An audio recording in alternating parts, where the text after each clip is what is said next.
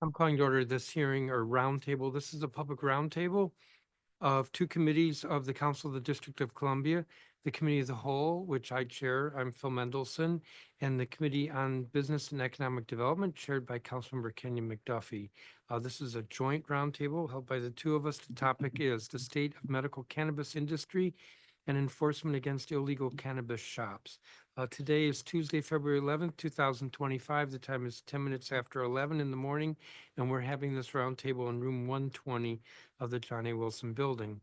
In council periods 24 and 25, the council worked with the Alcoholic Beverage and Cannabis Administration and other stakeholders to develop and approve legislation that loosened outdated restrictions on medical cannabis patients, licensees, and medical cannabis products, that created a pathway for unlicensed cannabis shops to obtain licenses, and granted the Alcoholic Beverage and Cannabis Administration, or ABCA, additional authority to shut down illegal cannabis shops after a specific date.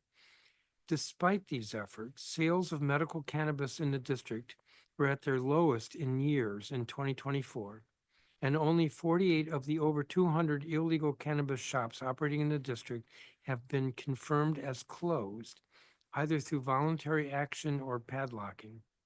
The purpose of today's joint public roundtable is to discuss and examine what more can be done to address declining legal medical cannabis sales and speed up or enhance the enforcement process against illegal cannabis shops in the district. Well, we limited this roundtable to invited witnesses, and we have, I believe it's 9 who will be testifying. And then at the end of this roundtable, we will hear from representatives of 2 different agencies. The record in this matter will close at 5 p.m. on Tuesday, February 18th, which is a week from today. And the record is open to anyone, not just those who were invited to testify today, but anyone else who wishes to submit written testimony. Again, 5 p.m. on Tuesday, February 18th, the record will close. Let me turn to my co-chair, Mr. McDuffie. Thank you, Chairman, and good morning to everybody. I'm Kenyon McDuffie. I'm an at-large council member and chair of the Council's Committee on Business and Economic Development, and I am pleased to convene this roundtable along with the Committee of the Whole and Chairman Mendelson.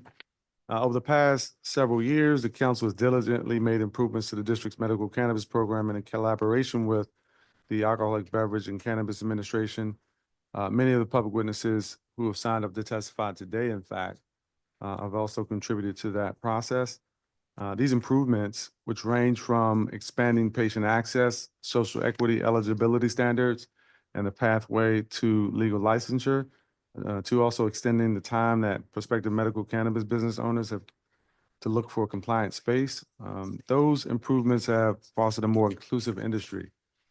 Still, I know there's more work to be done for our medical cannabis market to stay viable and keep up with the neighboring jurisdictions, especially as long as the congressional rider remains in place. So I look forward to hearing y'all's insights, concerns, and recommendations, both the public witnesses and stakeholders, as well as the government witnesses who will be testifying today. I also want to hear your suggestions and recommendations about what you think are appropriate next steps for the council, for the executive, and for all who care about this industry in the District of Columbia. So I thank you, and I'll be in and out a bit. This will be under primary leadership and stewardship of Chairman Mendelson, but I look forward to today's hearing, witness testimony on both sides. Thank you. Thank you, Co-Chair McDuffie. So let me call, I think most of the witnesses are in person. Grace Hyde, who's Vice President of Manufacturing at Phyto Cultivation. Why don't you come forward to the table? Jeffrey Kahn, who's founder of Tacoma Wellness Center. Caroline Crandall, who's founder and CEO of Green Theory. And Linda Mercado Green, who is founder and CEO of Anacostia Organics.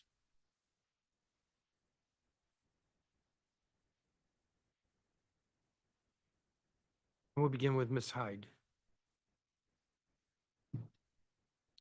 No, turn your microphone on.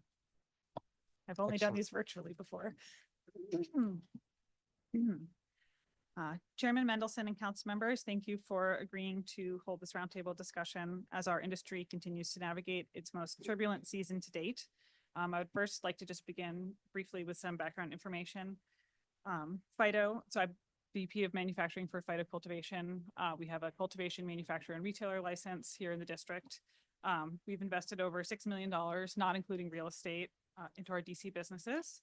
And these investments in the DC regulated industry were made never contemplating that illegal storefronts would be allowed to proliferate in the city. However, under the guise of Initiative 71, illegal trafficking operations have set up storefronts in Washington, DC, and it has become one of the largest illegal drug markets in America. Regardless of the interpretation of gifting as a selling mechanism, the importing of cannabis product from across the country is illegal under any definition. We have several lawyers in the room today. I'm sure that's a fact that we can all agree on. At this time, last year, illegal storefronts outnumbered legal storefronts 20 to 1. The number of ABCA closures in the last 28 days is promising, but we have not yet seen an increase in demand and continue to produce more than we can sell. In fact, we've been producing at a surplus for the last 18 months. We have heard concerns from some unlicensed establishments who want to delay their deadline to open by citing supply shortages in the legal market, but we can assure you that that is not an issue, nor is it how supply and demand economics work. You first need demand, which drives interest in investment to create supply, and no investor is currently interested in the legal DC cannabis market when there's no control exerted on the illegal market. We in particular have had a $15 million expansion permitted and shovel ready for the last 18 months to 2 years, and we've not been able to move forward because of the landscape in the district market and because there's no interest from investors. Like many other licensees in the district, Phyto is in fact dangerously close to going out of business because we cannot compete with illegal products shipped in from places like California, Oregon, and Washington, where it is much cheaper to produce. Like many other industries operating here, it is simply more expensive to manufacture products in the district due to higher real estate and utilities costs. Phyto is one of only 2 vertically integrated cannabis businesses, yet the prices we have to sell our products at to compete with the I-71 stores are not enough to cover our cost of goods sold as well as pay our taxes. Our wholesale business alone lost just under $500,000 in 2024 before taxes. If we cannot survive in this market as a fully vertical operator, how are any of the converting and social equity licensees going to survive? You cannot grow the legal market without simultaneously removing the illegal market. I have 3 questions that I hope council can gain some understanding of today. The first is why MPD officers are field testing cannabis and not immediately closing the stores for whom their products are testing positive for amphetamines. 6 establishments were issued cease and desist this fall with amphetamine positive tests listed in the supporting documents for those cease and desist orders. Of those establishments, 1 retailer has been allowed to continue their hearing date through the end of February. How does this not pose an imminent threat warranting immediate closure like the statute permits, in the same way that ABCA and MPD closed Power Nightclub last year? I have been told that because amphetamines are a Schedule II substance, they cannot immediately close them, but I think the public would disagree with that risk assessment. And these are just the tests that we know of from the cease and desist orders. Who knows how many other field tests are testing positive for amphetamines during MPD's undercover buys. I know we do not have MPD representation here today, but I hope that council can work with ABCA, OAG, and MPD to come to an understanding on how to more quickly close these businesses that threaten the safety of their consumers. The second is why certain establishments appear to have been granted immunity from enforcement. The unlicensed establishment Dreams Wellness continues to have 70 to 100 psilocybin mushroom products on their menu, yet they were approved by the ABC board in November for their retail license. The board could have easily withheld their license approval until they stopped selling these products, yet they were rewarded by pushing them forward to the next stage in their license application. The third and most important is to gain an understanding of what timeline MPD, ABCA, and OAG can commit to close the rest of the unlicensed establishments who have not chosen to become licensed. There are still an estimated 100+ businesses to close that are not exempt from enforcement between now and March 31st. And what is the plan after March 31st, when ABCA still only has 1 cannabis inspector, despite opening positions in August of 2024? We're at a crucial point with a lot of our businesses really just being on the brink of being able to stay solvent versus not. And we think that these are really important questions. And we thank you all for coming here today. And we hope that we can maybe get some answers on how we can all move forward and stay in business. Thank you. Thank you, Ms. Hyde. Mr. Khan. Chairman Middleton and Chairman McDuffie, please accept the following statement as part of the official record. My name is Rabbi Jeffrey Kahn, and I'm a longtime Ward 4 resident. In 2013, my wife and I opened Tacoma Wellness Center, the district's very first medical marijuana dispensary. All the other businesses that opened in the early years have since closed. Hence, we are by far the longest operating medical cannabis business in Washington, D.C. After many years and much hard work, my wife, a Ward 4 born and bred, and our two sons have established a business in Ward 4 that supports the needs of many patients and employs more than 80 DC residents. Our team enjoys health insurance, participates fully in a retirement plan, earns higher than industry average wages, and none are paid less than $20 an hour. We give low-income customers discounted products and regularly donate to local nonprofits. We are a proud family business with deep roots in Washington, D.C. The topic of this hearing was warmly received, and we believe that there is a need for even greater oversight of the enforcement against illegal cannabis shops. For many years now, there have been hundreds of illegal shops operating in Washington, D.C. without the full enforcement of the laws that prohibit their operations.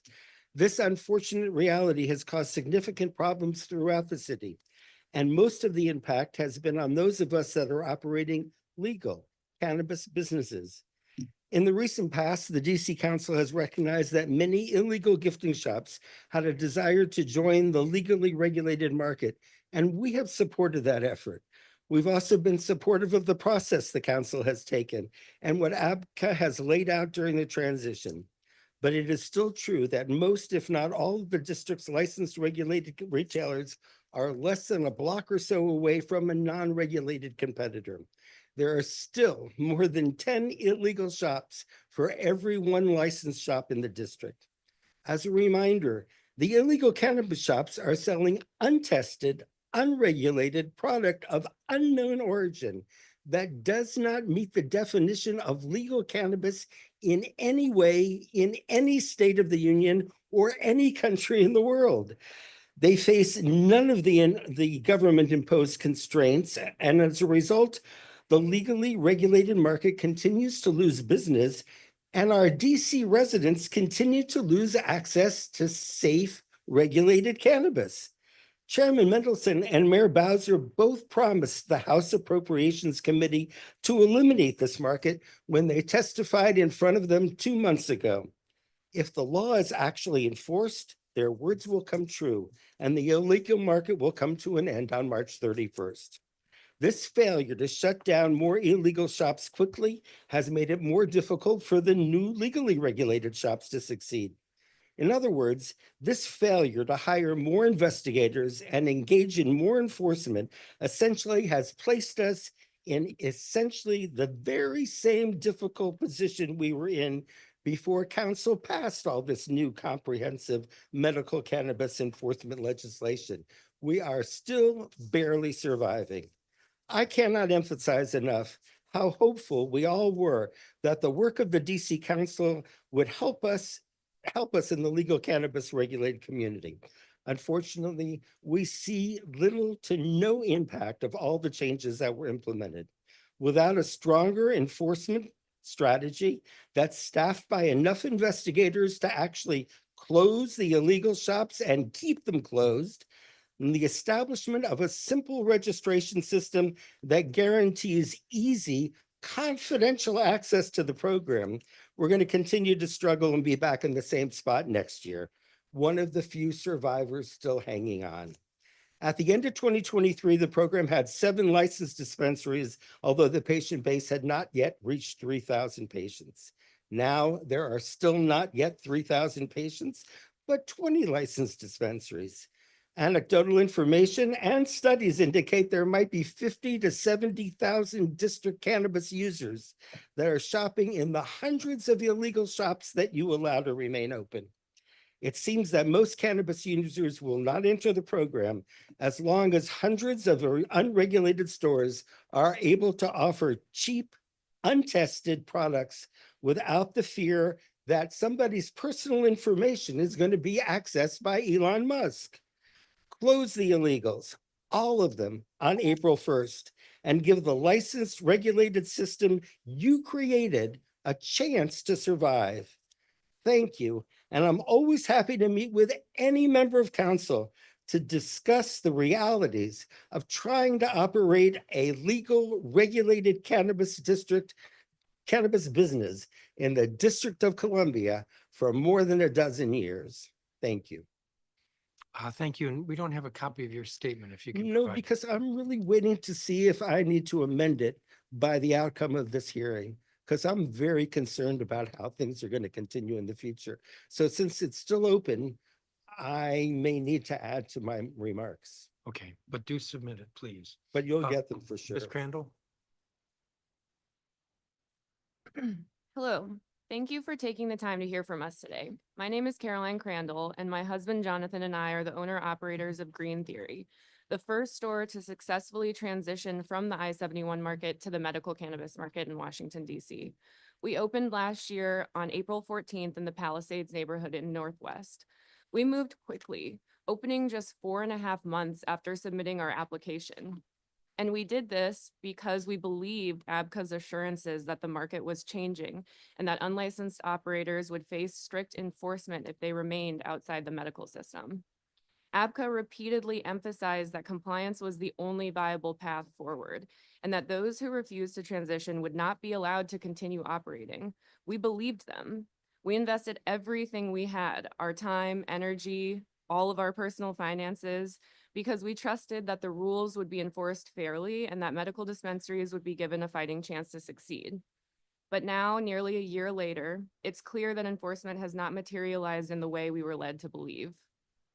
While we struggle under heavy regulations and financial burdens, illegal operators continue to thrive, undermining the very system that ABCA assured us was being built. Coming from the I-71 market, where taxes are minimal and barriers to purchase are virtually non-existent, we were shocked when we found that our profits were not even a tenth of what we had projected. But I'm not sitting here today asking you to make millions of dollars. We are simply trying to make a living running a legal business that serves patients safely and responsibly. But the reality we face right now is truly unsustainable. By the end of our first year, we have not broken even in a single month, and instead we are operating at a significant loss. Right now, the medical patient pool is too small to sustain compliant dispensaries. I fear for my friends and colleagues who are planning to transition in the coming weeks and months when they ask us, what has this past year been like? My answer is anything but encouraging.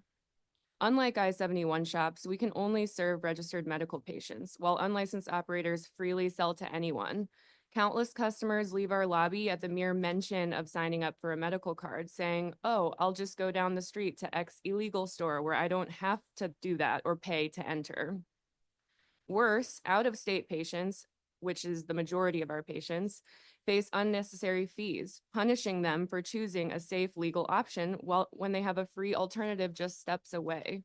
This is yet another barrier that I believe should be eliminated. The solution here is enforcement, not extensions. This market will not work unless you bring the patients to this side as well. That means eliminating access to unlicensed stores and ensuring that the patients follow. Enforce the rules for those who refuse to transition, and the patients will follow. I am asking you today to step up these enforcement efforts. Do not extend the March 31st deadline for unlicensed operators to transition. There is no supply problem on the medical side. Our issue is that unlicensed operators remain open and continue to dominate the market. ABCA told us compliance was the only path forward. Yet those who ignored the rules are still operating freely while we struggle to survive. If enforcement doesn't happen, then transitioning was a mistake. So please commit to a concrete plan that gives those of us who have followed the law some hope for the future. Because as it stands, running a legal compliant dispensary in DC is a financial impossibility. And if something doesn't change, businesses like ours will not survive. Thank you. Thank you. And if you could provide us a copy, please. Ms. Green. Good morning, council members. Thank you for holding this hearing today. I'm Linda Mercado Green, owner CEO of Anacostia Organics, located in historic Anacostia, where I've lived for the past 25 years. I'm a 51-year resident of the District of Columbia who has been actively involved in our city politically and as a business owner, proudly serving as chief of staff to the Honorable Marion Barry, a mayoral appointee, and one who has served and raised millions of dollars for our local nonprofit organizations. My dedication and love for this city is undeniable. In 2015, when I found out DC had a medical cannabis program, my interest peaked. For living in Anacostia, street drugs were rampant. Being an activist and decided to research where the licensed dispensaries were located and found that none were east of the river. Thus, I pursued the process of getting a license, which took over 2 years, and Anacostia again is finally opened in January 2019. It's been a struggle since day one of operations, but nothing like the past 2 years. While I have supported and been active in DC's expansion of additional cannabis licensing, it has come at a great cost to my colleagues and me. Licensed dispensaries are extremely limited by regulations, affecting advertising, marketing, banking, and other resources available to any other businesses. Additionally, we must abide by the 280E taxation for DC Office and Tax Revenue and IRS, which means we cannot take normal business deductions. The most significant impact on our business is caused by the numerous unlicensed and unregulated shops within our city, the nation's capital. Residents and tourists have no idea if they are entering an unlicensed facility, some of which even ask to see a patient's medical card. Whereas licensed dispensaries are required to carry seed-to-sale tracked products that have been lab tested, unlicensed storefronts pose a significant risk to the health and safety of residents and visitors by selling untested, often laced products. Further, most of the products they sell are not sourced in DC. Unlicensed storefronts carry a wide variety of products at varying dosage levels, while licensed manufacturers and dispensaries are heavily restricted as to the type of product that can be manufactured and sold. Allowing these illegal businesses to continue to operate is a huge problem for our elected officials because they are condoning a violation of federal law, since it's illegal to traffic cannabis across state lines by car, train, airplane, boat, or any creative means to include UPS, USPS, and FedEx. While these unlicensed entities are reaping great profits, we lost more than 60% of our patient base of revenue, laid off staff, and reduced our hours and days of operation to 5 days a week for the first time in 6 years. Further, unlike the illegal businesses, licensed dispensaries are required by DC law to provide DC residents who are subsidized with a 20% discount on their product purchases. It is understood that Anacostia Organics has the largest number of subsidized patients of all the legal dispensaries because of my location.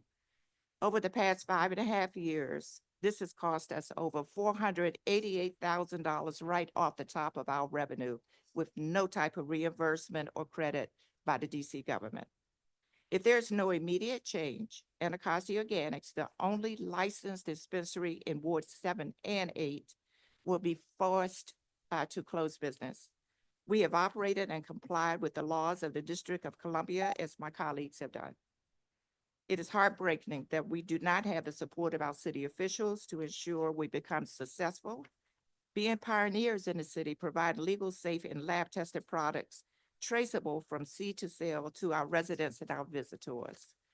While we work closely with OPCA, I strongly recommend a cannabis advisory board comprised of cannabis operators in the legal industry be created as a complement to OPCA, similar to the Historic Preservation Review Board, for which I served on as a mayoral appointee for 7 years. While the existing regulators are doing a wonderful job considering they do not have firsthand experience in our industry, as members of the industry, we feel that we can be of invaluable resource of knowledge and support. I have taken the liberty of attaching a document that clearly shows the difference between the unlicensed dispensary operators and the licensed dispensary operators. Thank you for this opportunity, and I'm available to answer any questions. Thank you, Ms. Green, and we have a copy of your statement, so thank you for that. I have a couple of questions. To Ms. Green, since you just made this point, what would this advisory board do? Pretty much serve as experts to um, legislation and different things that come up with the Alcohol Beverage Cannabis Association, agency. So it should be formed something like HPRB complements the Office of Planning. And that board is made up of people in the development, design, architectural field. There are 5 members of the board who are so definitely associated with any type of development aspects in the city, and 2 citizen members. I was a citizen member, so I represented the citizens' the citizens' interest. So it's something or either we just separate it out and have a cannabis commission like other states, like the Maryland Cannabis Commission, which also is comprised of people in the industry, and particularly advocacy and education. Yes, Ms. Hyde. Can I add one thing?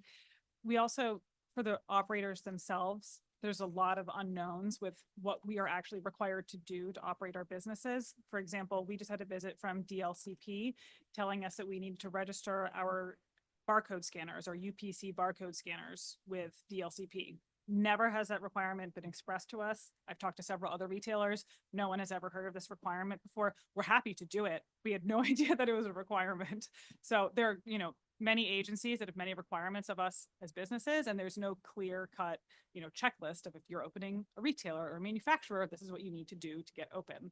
So being able to have a forum in which to talk to these agencies where we can, educate them on cannabis, and they can also educate us on just, some of these practices that we're unaware that we need to be doing, that we're very happy to do, but we just genuinely don't know that we need to do it. So I definitely agree with the need for this kind of advisory panel.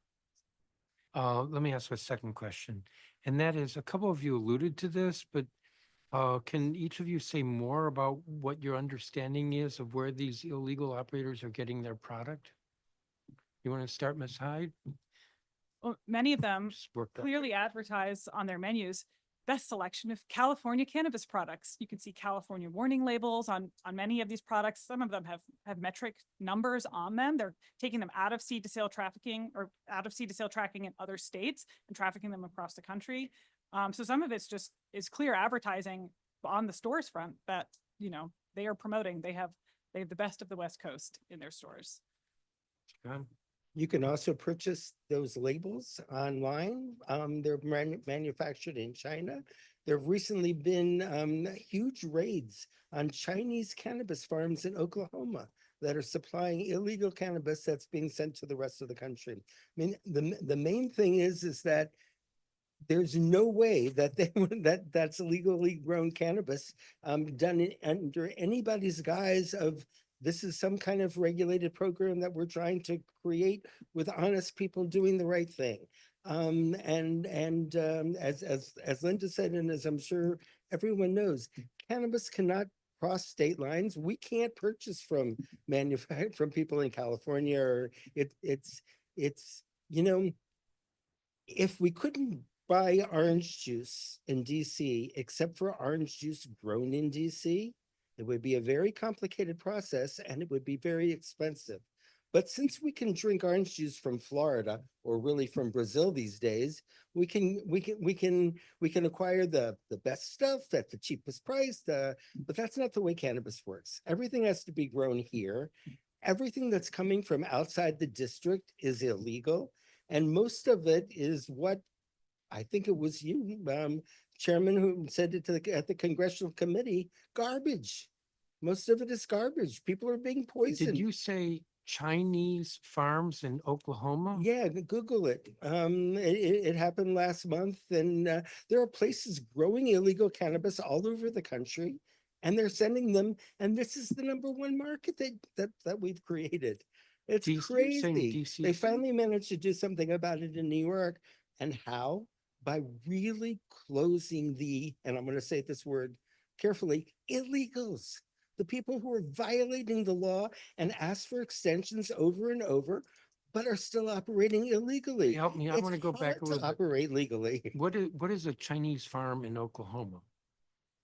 It's like run by by Chinese people, the Well, they Chinese arrested a government? lot of the illegal Chinese immigrants there. So who owns it? I don't know. Okay, give But us, Blaine can Google it now and share it all with, I mean, he that's probably just has already one of Googled them. it. I mean, we're selling in the district. You've got hundreds of brick and mortar stores And who's selling behind this? poison. Who's behind this? Ah, that's a good question. And you might want to ask other people in government why this stuff keeps happening. Where's the pressure coming from? Because it's hard for us to understand. Ms. But Crandall? somehow, if you watch, uh, I watch, I watch all the APTA meetings. And what's really interesting to me is that whether there were 3 people on the committee or 5 people on the committee, every vote is unanimous and everybody gets an extension. There's never any discussion. That just seems odd. Ms. Crandall? I think Microphone. as a former I-71 operator, I agree that the large majority of the cannabis that's being sold in unlicensed stores is not from DC. I don't really want to go into too much detail since we're obviously not in that market anymore personally, but yes, it's definitely being brought in from Oklahoma, California, Oregon, Washington, all of those different places. And like Rabbi mentioned, it's also the ability to buy the packaging for large brands is something that I think these unlicensed operators are doing to entice people to buy those branded products. So in California, there are tons of huge brands. And so they're buying the packaging illegally, packaging up whatever, and then selling it as a fancy California cannabis brand. So yes, I agree with that. Ms. Green? Not only is the product coming in from different parts of the United States, but also from Colombia, Mexico, Bolivia, different places around the country, around the world, and to include China. Thank you, Chairman. I want to ask Caroline Crandall to talk a little bit about the process of transitioning. How was that process for you? How long did it take? Were there any inefficiencies that we should be looking at? Just give us a sense of what that process is like. And frankly, I'm curious because there are a lot of folks who've been asking for delays. You've obviously made the transition. Yep. So we made the transition, I would say, extremely quickly. So like I said, we submitted our application and 4.5 months later, we were open. Do you remember when you submitted it? So we submitted November 1st, 2023 in the unlicensed operator round on the very first day. And then we opened April 14th, Okay. 2024. The process was extremely difficult. We did not use any sort of outside consultant or lawyer to assist us either. It was also very expensive. Once we received our license and had to pay our $16,000 licensing fee. This was also after, as Grace mentioned, there is a lack of guidance around what all of the processes and procedures and regulations we have to follow. It's very opaque. It's not well explained by anyone. So we had several different inspections from Inspector Peru. At one point, we were told we needed to build a lobby, which we had to spend $2,000 on and rush to try and get completed. That was never told to us, shown to us in any guidelines or regulations that I saw. So I would say it felt a little bit disjointed, like the rules were not clear, even though we were trying to follow them. And that was a fairly difficult process. But I also think that we chose to open so quickly because we thought we were going to get shut down if we continued operating as I-71. I think the difference now and why people are continuing to ask for extensions is because they're not getting shut down. And so there's no incentive for them to join the medical program because there's no punishment for staying as an I-71. And that we didn't know that because we were first, so we thought enforcement's coming, and then it didn't.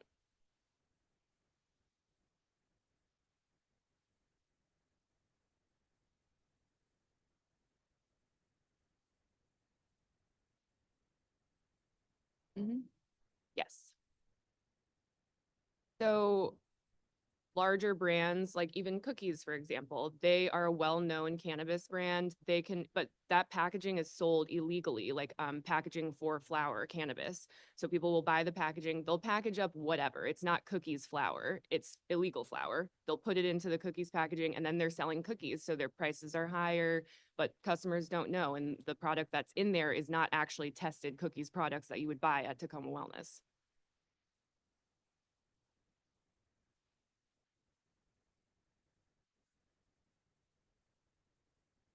You also mentioned that the district imposes unnecessary fees on patients.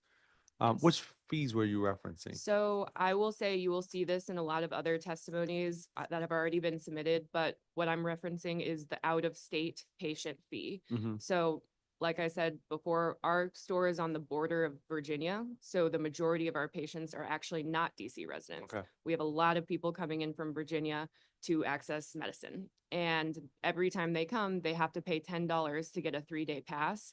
And countless people leave our store because they don't want to pay an extra $10 when our prices are already substantially higher than the I-71 stores because of all of the testing that it has to go through and the rigorous process and it being grown in DC. So those are the fees that I'm referencing. And I think if that could be eliminated, that would be a huge barrier to entry that people would be gone. Okay. Councilmember, if I could add to that. Sure. That the additional problem to that is the actual information that you have to supply in order to register for the program. Mhm. So 400,000 residents of the district and of the district area work for the federal government. They don't want the federal government to know that they're registered cannabis patients. And they were not going to get cards as long as as long as that information is available somewhere. And guess what? We all know now that our information is no longer private. The government is Elon Musk can be in the system tomorrow, and that's why people don't want to register. Yeah, my thought was they wouldn't want to register no matter who the president would have meant the administration was. I mean, And they that's just a don't wanna register. significant problem. Yeah. And yet if you could help us find a way for people to join the program without having to So give what their does that look personal like? information. What does that look like then? What's the I don't recommendation? know. What's the suggestion? But I bet all these these women here at the table have great ideas. In Maryland, yes, Maryland is a recreational market. You're able to purchase anonymously. They still verify your ID and ensure that you are the right age. I think in the district, we could have a similar process where we verify your ID, you sign an attestation, the same attestation that you currently provide to ABCA saying, I'm using this for medical purposes. We do not register you in the system. We check you out anonymously. Okay. And Director Musali is here, as he always is, to listen to all the testimony before he testifies. And so I'll ask him to respond to that recommendation when he comes up.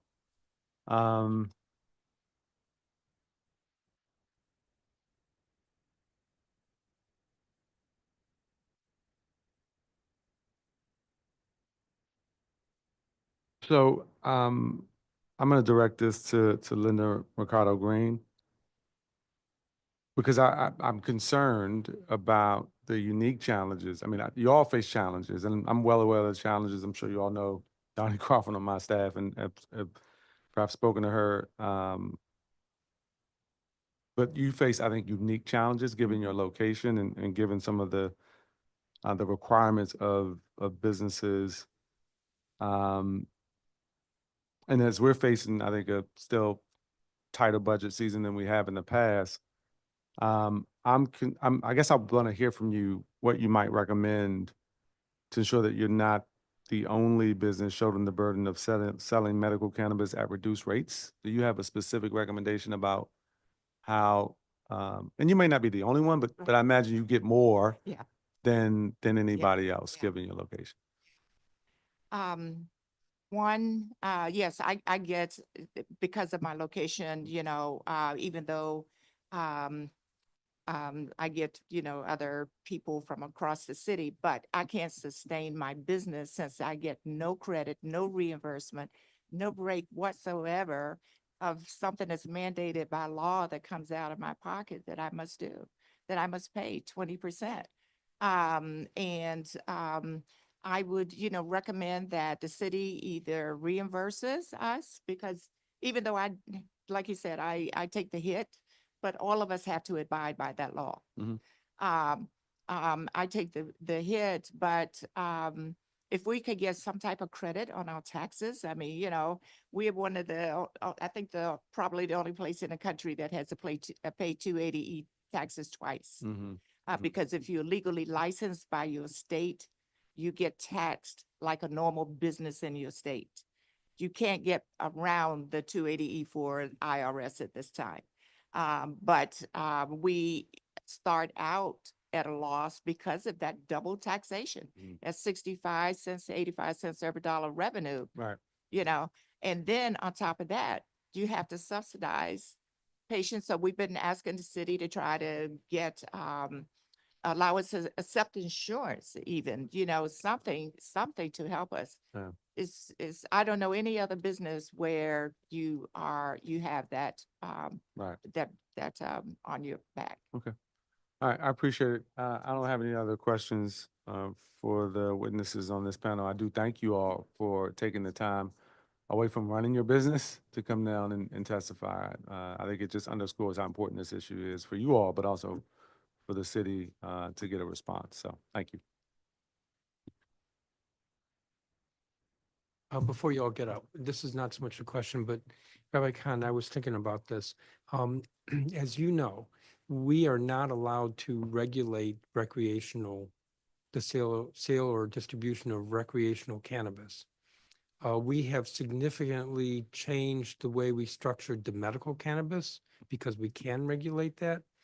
But we have to be mindful that we can't get to the point where the medical cannabis market looks like, or business looks like a recreational cannabis.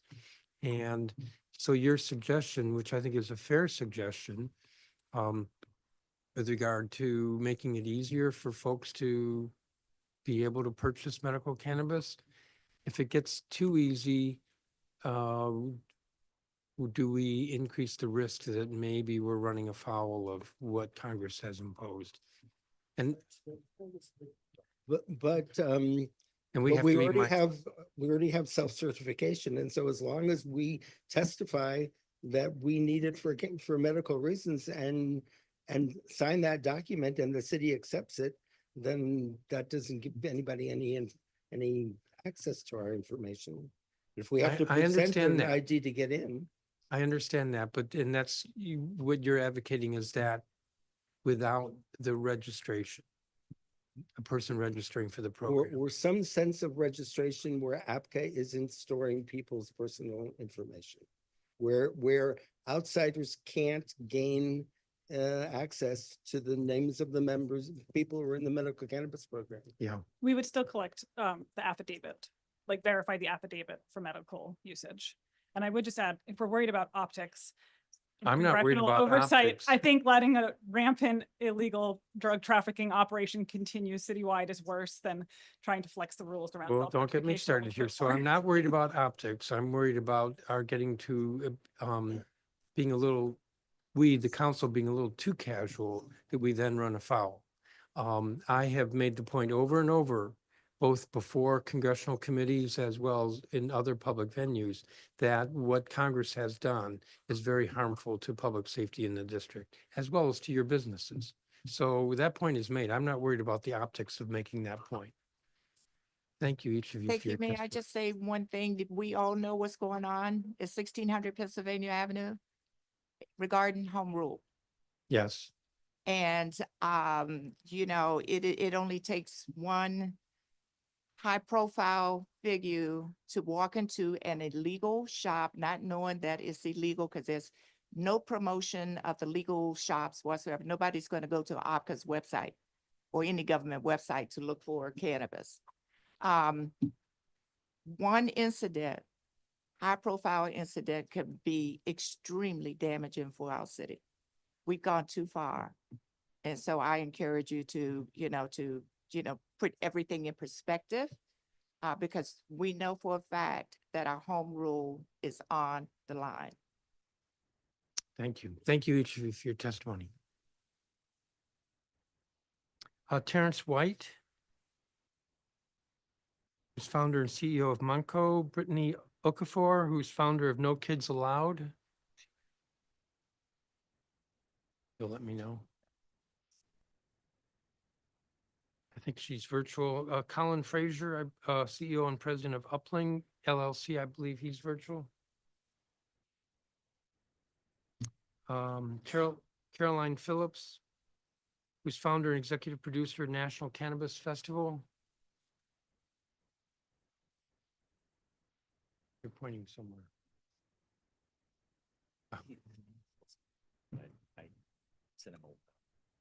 And Chaz Brooks, who's assistant professor of law and co-director of the Entrepreneurship Law Clinic at American University, Washington College of Law.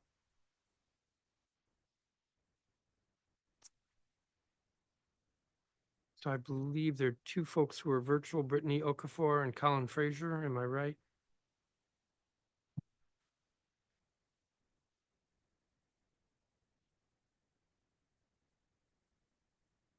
I'm present, Chairman. Yeah, sorry. When your turn, I'll call you in a minute. So let me see. You're with Upling? You want to testify in place of Colin Fraser? Okay. What's your name? James Sultan. All right, so let's begin with Terrence White. Good morning, Councilmember Mendelson, McDuffie, and staff. My name is Terrence White. I'm the CEO of Monco, a conditional license medical dispensary based in the heart of Mount Vernon Triangle. Thank you for the opportunity to testify today regarding this critical challenge facing our medical cannabis industry. The main reason I got into cannabis was to take the negative stitch and stink off of cannabis and to show DC residents that cannabis could be a positive entity for the district and its citizens. Question 4 years later, have I and others done that? Is the district willing to work with local businesses and leaders to remove that stitch and stink seen as a cancer? Is the district and current administrators willing to take necessary steps and efforts needed to make DC a successful cannabis market like other states and jurisdictions like Maryland and Missouri? Does the city want cannabis to be a for-profit or nonprofit industry? Most of these questions, I would say no. So I want to address 3 urgent matters that require immediate attention: regulation clarity, enforcement resources, and market sustainability. First, there's a concern of lack of clear regulation framework for manufacturers and distributors in the district. Despite licensed operators, we face significant obstacles due to ambiguous regulations. The current ABA guidelines does not explicitly outline the perimeters for product manufacturers and distributors, leaving business owners in a state of uncertainty. The regulatory gap not only hampers our operations, but also impacts our ability to serve patients effectively. Secondly, the enforcement infrastructure is severely understaffed. With only one current ABA agent available, our industry faces significant vulnerabilities to illegal operations. This understaffing directly threatens both public safety and the economy visibility of licensed businesses. As we approach the March 31st, 2025 deadline, the enforcement gap becomes increasingly critical. Thirdly, I propose 4 actionable solutions: establishing a cannabis czar position and advisory board to create a direct channel between ABA policymakers, business owners, and residents for implementing effective policies. If a czar position cannot be created, I suggest ABA create a cannabis-only division, focus only on cannabis issues and policies. Second, develop a district operating cannabis campus to address our critical supply shortage. This will provide a turnkey facility for cultivators and manufacturers who create sustainable jobs through universities, partnerships. Thirdly, streamline patient registration by allowing dispensaries to facilitate enrollment during checkout, removing the unnecessary barriers to access. Fourth, modernize marketing and advertising regulations to allow our businesses to compete effectively. The realization is that today, 21-year-olds are increasingly choosing cannabis over alcohol for wellness and recreation. Yet while alcohol companies freely advertise across the district, cannabis business face severe marketing restrictions. We can't even fully utilize e-commerce and increasingly digital marketplaces. I must ask directly, does the district truly want a successful cannabis industry? Because right now, we're operating with one hand tied behind our back. We need the ability to market responsibly, educate our community, and operate like any other legit business in DC. The success of Maryland program demonstrates with the proper regulatory framework and government support, a medical cannabis market can thrive while generating significant tax revenue and creating economic opportunities. We need a simple forward-thinking policies in DC. Thank you for your time, and I'm happy to answer any questions. Thank you, Mr. White. Brittany Okator. Good morning, Chairman Mendelson, Chairman McDuffie, and everyone else that's present today. Thank you for giving us the opportunity to testify and for your collaborative efforts up until this point. My name is Brittany Okafor, and I am the owner of a transitioning dispensary in Capitol Hill. I am also a cultivation and manufacturing license holder through the recently redefined Medical Cannabis Social Equity Program. There's obviously a lot to be excited about and grateful for as an owner, but there's also a lot of apprehension underway. On the retail end, our main concerns are customer retention and access to quality and affordable products. Right now, it's reported that DC has the second highest cannabis consumption in the country. You can barely make it a block anywhere in the city without smelling cannabis smoke. I believe that council, ABCA, and business owners alike have the power to ensure that most of what we smell is from our medical cannabis program. But as it stands, the medical program is not as respected as it should be. A major way to earn respect is for the medical program to be more accessible. There should be infomercials, billboards, and sign-up tables at events in DC where we walk folks through the DC medical card application. We can inform the public of how easy it is to obtain a medical card and the benefits to having one, encouraging them to buy the safest cannabis with us. This investment will create an unthinkable return. You'd be surprised at the number of folks who have no idea that the program even exists. We should also look into ways to retain customers who are professionals, who work on the Hill and beyond, who are worried about their clearances and obtaining a medical card. Although all patients will be protected by HIPAA, we will provide a lot more security to certain customers by having a system of connecting a patient's ID to a 30-day temporary medical card to ensure limits are not surpassed, but also that data can be cleared, similar to how our temporary library card database works. On the manufacturing and cultivation side, things are changing every day.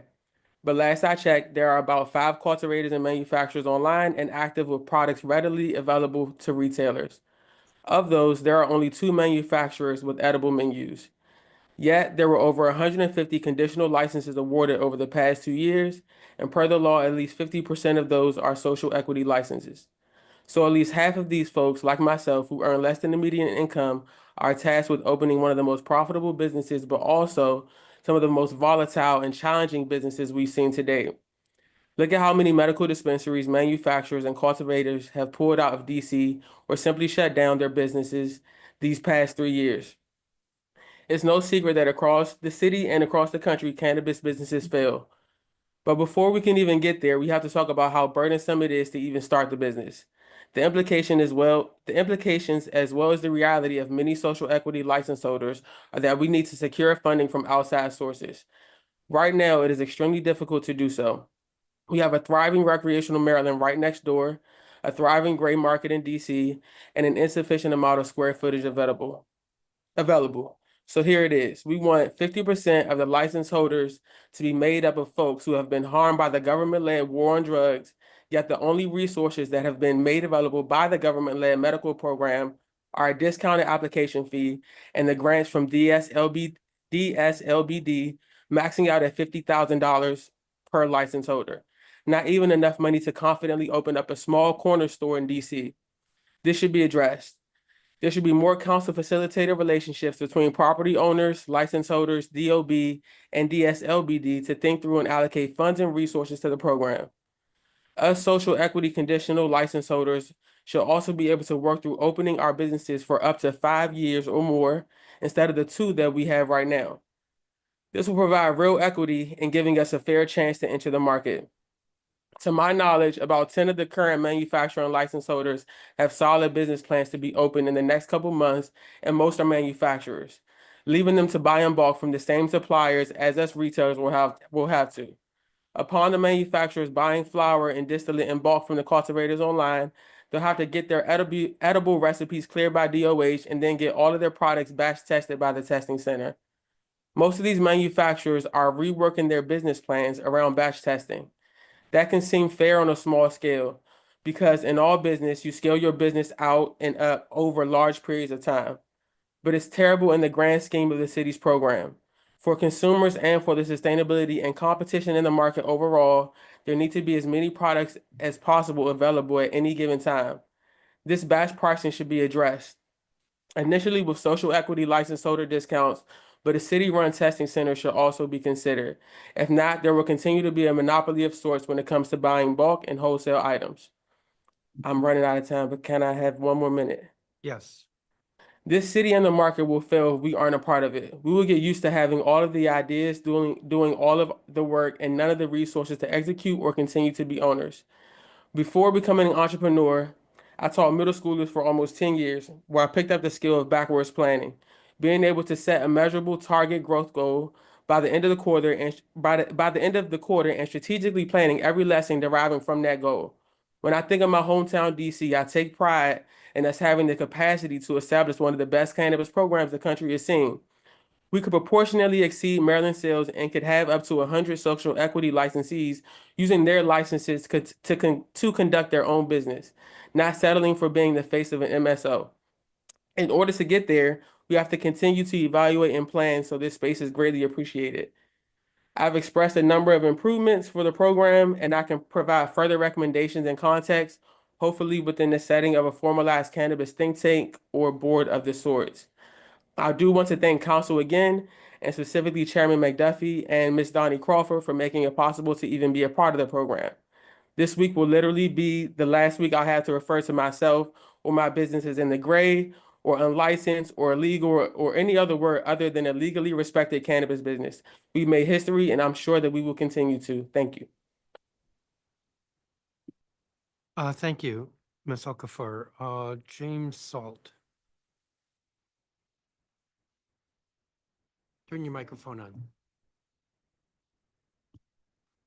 on. Good afternoon, Chairman Mendelson, Council Member McDuffie, and the other guests here today. My name is James Salt, and I am delivering these remarks on behalf of the DC Cannabis Business Association. We are a network of existing cannabis businesses, aspiring entrepreneurs. Our organization educates the public, promotes entry into the cannabis market, and seeks opportunities for expanding the market to redress some of the wealth disparities that are the direct result of decades of unjust marijuana laws. Cannabis is the district, is our fastest growing sector of our local economy. Despite this, the city has underachieved in leveraging the emerging cannabis market to advance wealth creation for DC residents. And I say that with respect to Moose Alley and Kate at DSLBD, who have been phenomenal to work with. Among DC CBA's chief concerns, I would say, I've submitted written testimony, but I'll just review them quickly. First, a matter of supply. As new retail stores come online, the entire market is increasingly facing product supply shortages. This is because very few new cultivation and manufacture licensees have been able to open, and those who haven't are now facing APCA-imposed deadlines. For new retailers looking to open, the shortage of products is even more pronounced. Zoning. Product supply is directly linked to the serious difficulty in finding suitable locations, especially for manufacturing and cultivation licensees. The Medical Cannabis Amendment Act of 2022 clearly states that cannabis licensees simply are prohibited from operating in residentially zoned districts. ABCA and the Department of Buildings, however, have narrowly interpreted that to mean that cannabis licenses cannot operate in commercial or mixed-use zoning districts either, and are restricted to PDR parcel zone parcels. This, despite the fact that the operations of most DC cultivation and manufacture type 1 food infusers, conditional licensees could easily conform to commercial or mixed-use locations. Suggestion for you, regarding the licensing of cannabis operators, replace the term manufacturing with infusion via statute. Doing so would increase the zoning districts for new licensees to open and operate. Secondly, the Social Equity Fund. Equity was held out as a goal of DC's medical expansion, but it is unclear when these social equity funds will be made available or how to apply for them. Furthermore, the required 50% equity requirement of qualifying social equity applicants is beneficial for retaining DC resident-owned equity positions, but comes at the expense of access to capital. Capital is already severely limited for cannabis-related enterprises. One example for leveraging the social equity funds is to use the appropriated funds as a collateral guarantee program, enticing private lenders into the market. Question for you. How is DC working to facilitate public and private debt markets in support of social equity applicants? Thirdly, testing. The current batch size for testing services is 50 pounds per harvested cultivar per test. This batch size is large and corresponds to jurisdictions such as California and Oregon, where outdoor cultivation is prominent. DC, a more urban and therefore indoor cultivation market, needs a much smaller batch size for testing services, more akin to smaller states such as Maryland. Recommendation, reduce batch testing size to between 10 and 20 pounds of cultivar flower per test. Fourth, compliance enforcement. Regarding the enforcement of non-licensed operators, ABCA should prioritize civil fines on landlords hosting illegal storefronts. DC would bring the market into compliance essentially overnight while mitigating or altogether avoiding criminal sanctions on unlicensed operators. If property owners were accountable for the activity in their property, more self-regulation would take place and obviate the exposure to criminal sanctions. Thank you. That's my testimony. Thank you, Mr. Stoll. Caroline Phillips. McDuffie. Thank you, Terrence. The Committee of the Whole and Committee on Business and Economic Development, I appreciate the opportunity to speak today. My name is Caroline Phillips, and I am the founder and executive producer of the National Cannabis Policy Summit and Festival. NCF is the nation's largest ticketed cannabis event, taking place annually in Washington, D.C. since 2016. I'm speaking today on behalf of myself and my colleague, Queen Adasuyi, a longtime cannabis justice advocate and partner at Reframe Health and Justice. We submitted our full testimony last week, which I will try to summarize today in the time allowed. We are excited about the council's efforts to transition unregulated operators and bolster the licensed cannabis marketplace in Washington, D.C. Right now, despite best efforts, DC's licensed cannabis marketplace continues to be in peril. A combination of factors that we've observed have contributed to this slump in the market. First, as you've heard from a few people today, there are not enough licensed operators to offer competitive pricing, variety, and easy access citywide. Second, cumbersome licensing and zoning processes for operators are still hindering the ability to open in a timely manner. Third, improved but still burdensome medical card sign-up process makes getting a medical card unappealing to a lot of our residents and our visitors. Fourth, the lack of financial support for dispensaries that carry the large majority of subsidies, crippling the folks that choose to open east of the river. Limitations on marketing and advertising are certainly keeping all of our great new small businesses under wraps. And of course, the continued operating of the unregulated storefronts in combination with unclear policies and schedules on closures has been causing chaos not only for our licensed business owners, but also for folks who are hoping to transition or perhaps close down in time to avoid penalty. Now, of course, many of these challenges would be obsolete if DC was not subject to the restrictions of the Harris Rider, which continues to prevent our adult use marketplace from taking shape.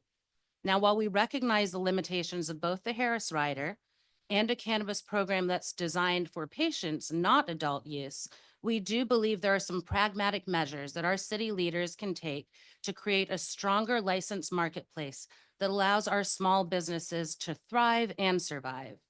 We have several recommendations that, when implemented, we think will improve conditions.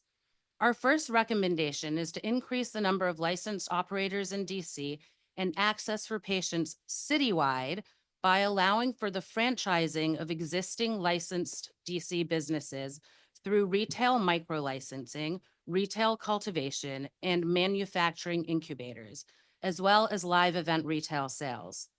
As you all know, opening a brick and mortar storefront is financially not viable for most people. Allowing our current licensees to partner with local small businesses, whether that's hotels, music venues, tobacco shops, places where alcohol is sold, to place limited product types and quantities. Perhaps in some places that's 2 packs of pre-rolls. Perhaps in others, it's only appropriate to have edibles or drinks, would not only allow access to our regulated market for these micro licensees, but it would also allow our current licensees the opportunity to expand their business footprint without having to set up a second location. Doing this will flood the market with regulated product, bring down wholesale prices, and send tax revenue back to the city, all at almost no cost to the city. The same can be said for micro licensing, where we can perhaps start utilizing some of the vacant downtown space through programs like DC's Office to Anything initiative to allow for more micro licensing. Third, manufacturing incubators, which I'm happy to discuss more, but you'll find details on in my letter. The live event cannabis retails program, given the number of live events we have in the city and the number of people that visit our city, could offer tens of millions of dollars to our licensed retailers in DC. Our second recommendation is to streamline the medical card sign-up process. We do applaud the steps taken by ABCA, but since there is self-certification, we're hoping that patients can show ID to gain entry, and we recommend eliminating the sign-up fees. Third recommendation is providing financial assistance to the dispensaries carrying the heavy lift on the subsidies. We hope that we can see the city take a step in to provide reimbursement, because it's incredibly important that we have licensed dispensaries east of the river so that we can guarantee that all residents of our city have access to safe and tested cannabis. Our fourth recommendation is to ease the restrictions. May I have 1 more minute? Yes. Thank you. On advertising and signage for local retailers, right now, our local licensed dispensaries are restricted on the signage that they can display in windows and way they can advertise in our city. We would like to see those restrictions eased so that visitors to our city and our patients know how to recognize and differentiate between licensed and unlicensed stores. We would also hope to see DEMPED or ABCA come up with some funds to assist with these advertising. Our fifth recommendation to me is perhaps the most important, and I think it's something that everybody in this room and our whole city should get behind. A public education campaign about the merits of buying licensed, talking about our new storefronts, and talking about all of the incredible new DC-made and DC-grown products that our city has to offer. Now, while I know the hands of our city are tied in many ways when it comes to regulating an adult use cannabis market at all, but even our medical market, I do believe that by taking some of these steps, we can help create thriving and sustainable small businesses in our city. So to sum up, we do appreciate the current efforts to expand DC's licensed cannabis market by ABCA and by our city leaders, but we know that there is more that can be done to ensure that the dozens of new licensees scheduled to open at the end of the March have a chance to operate thriving, sustainable businesses. Thank you so much for your consideration and time. Thank you, Ms. Phillips. Chaz Brooks. Thank you, Chairman Mendelson, Councilmember McDuffie. Really appreciate the opportunity to speak on these issues. My name is Professor Chad Brooks. I, along with Professor Priya Bhaskaran, co-direct the Entrepreneurship Law Clinic at American University, where we service local DC businesses, entrepreneurs, and nonprofits. Over the past year, we have worked closely with Lashana Thompson L. of DC Native Botanicals, who received a conditional cultivation social equity license in October of 2023. Today, we testify that not only on their behalf, but also on the behalf of the many social equity applicants struggling to enter the district's medical cannabis industry. Despite your commendable efforts, Our client has continued to experience substantial roadblocks to entry into the district's medical cannabis industry. After working with them throughout this past year, we have seen firsthand some of these challenges that they and many other social equity applicants are facing. Many social equity applicants are spending substantial sums of money to work with consultants and investing considerable time trying to find locations and investors. In their efforts to get a full license to pursue their dreams in earnest, our client has run into two key barriers. One, sourcing an appropriate location, and two, financing upfront capital costs necessary to begin the business. These barriers are not unique. In fact, over 120 businesses applied for manufacturing and cultivation license in the last year. And to our knowledge, none have stood up new businesses in the district this past year. The following are policy recommendations that we believe would make DC social equity program best in class nationwide. And we hope that this can serve as a foundation for further engagement with you on these issues. First, we propose that the district allow social equity applicants who have conditional licenses for cultivation centers to sell to licensed medical dispensaries here in DC from their existing legally grown plants. This would allow them to build commercial relationships that could justify greater build outs and allow local DC entrepreneurs to bootstrap their operations. Additionally, the benefit of these licensees will accrue more to the community and local angel investors instead of outside investors or established players in the cannabis space who can easily crowd out local operations and chains. Under current DC law, households may grow up to 12 cannabis plants, 6 flowering adult plants, and 6 immature ones. Conservatively, this could yield more than 72 ounces of sellable cannabis per year. A survey of medical dispensaries in 2018 found that cannabis from dispensaries costs on average more than $500 per ounce, meaning a social equity conditional license holder could see more than $36,000 in gross revenues from plants that households with 2 adults are already legally able to grow under current law.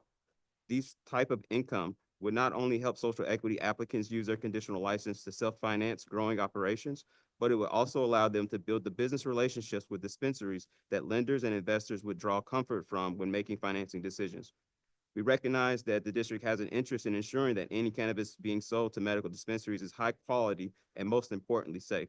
That is why we think it is important to hold any cannabis sold under a conditional license to the same standards as such currently sold under a full license. This would mean that any plants intended for use in the cultivation of medical cannabis would need to be tagged and tracked in accordance with DC regulations, as well as tested. Moving on to the second barrier, location. By positioning the district as a connector between property owners with vacant or underutilized properties and social equity conditional license holders in the cannabis industry, the district can seize an opportunity to foster economic growth, promote equity in the cannabis industry, and revitalize community spaces. The district would serve solely as a platform administrator, creating a place to match social equity conditional license holders with appropriately zoned property owners. Both property owners and social equity conditional license holders would save money through the elimination of broker fees, which are typically associated with searching for and securing commercial rental space. This proposal also enhances market viability and securing commercial rental space.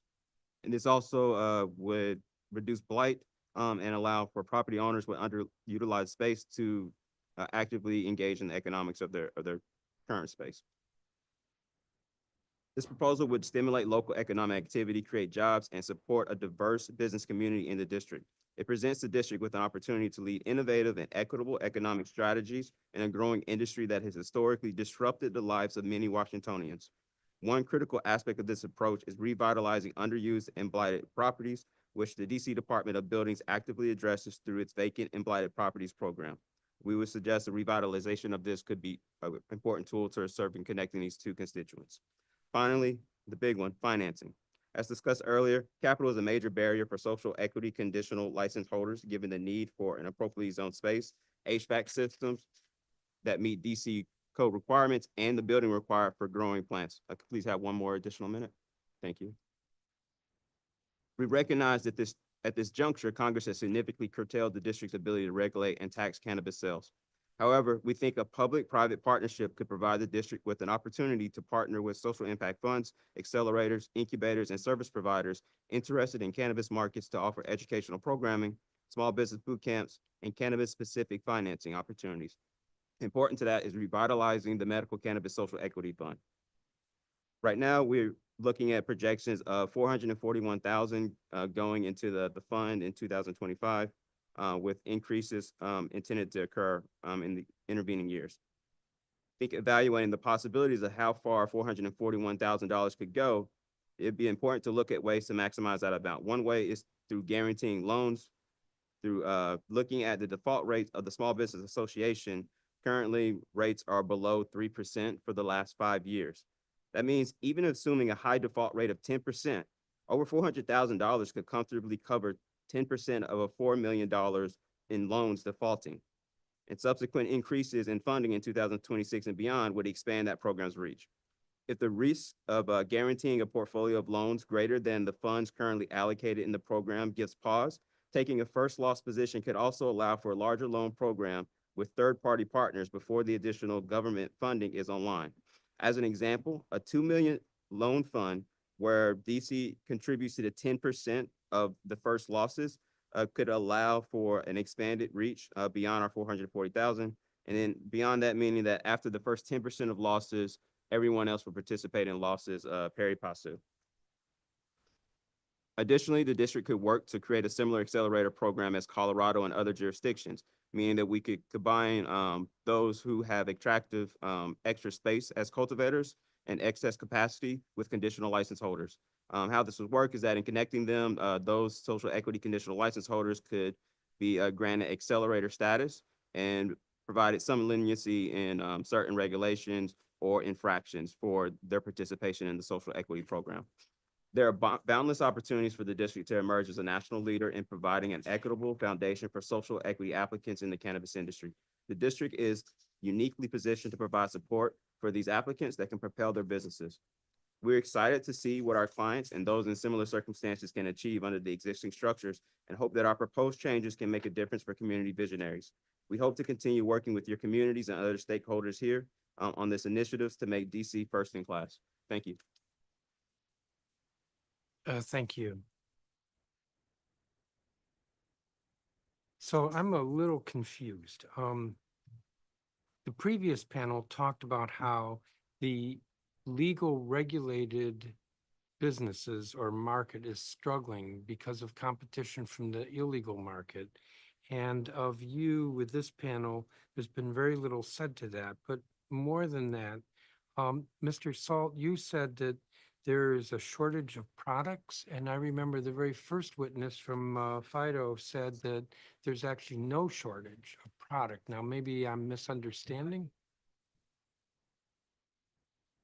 I testify, one of our board members is a newly placarded opening retail operator and is having significant difficulties sourcing product for his shelves.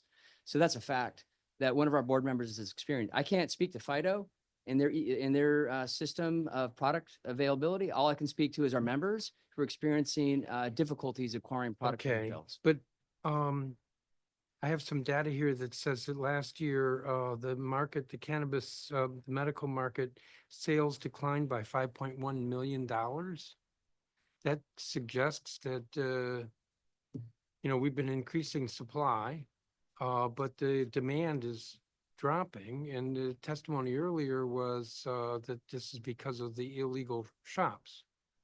Now, this is not to disagree with the testimony about barriers. And so please don't read into this that I'm disregarding what each of you or many of you have said about barriers and whether we can approach that. But I'm just a little bit confused by this. Ms. Phillips, for instance, you had like 6 bullet points. And the first one was not enough licensed operators. Now, I don't want to say we shouldn't have more licensed operators. But if we have, and this was your last bullet, continued operation of unregulated storefronts. I'm going to overstate this, but really to sort of just illustrate the point, the last thing we need is more operators when we need to be reducing the illegal market that's going to drive our legal operators out of business. That's on. I think that both of those things are correct. We have a lot of unregulated storefronts that are still open. I think that a lot of the conversation today has been about punishments for unregulated storefronts, when something I really haven't heard a lot about today is how to promote, highlight, and amplify our licensed storefronts.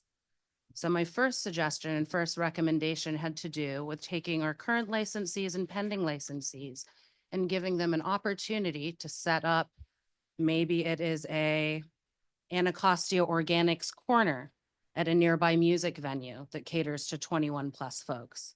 Perhaps it is a nearby store that already sells tobacco products, working with No Kids Allowed, allowing them to have a No Kids Allowed pop-up corner in one of their stores where things are already behind glass. I believe that by flooding our market with regulated cannabis products, we push out the unregulated market, and we have to do it a lot less with padlocks and more about consumer demand and where they will be able to find their cannabis conveniently. But doesn't that blur the line between recreational and medical?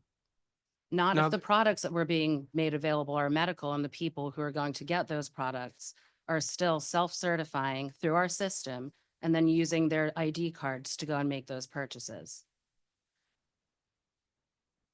Let me ask about zoning, Mr. Saul. I didn't, maybe because it got a little too complicated, but I didn't really fully understand. The dispensaries are allowed to operate in any commercial zone, I believe. We're referring to. Microphone. I'm referring to manufacturers and cultivators. Okay, So if, the important point here is that any mixed use for zone parcel can have a food service operator that infuses food for consumption.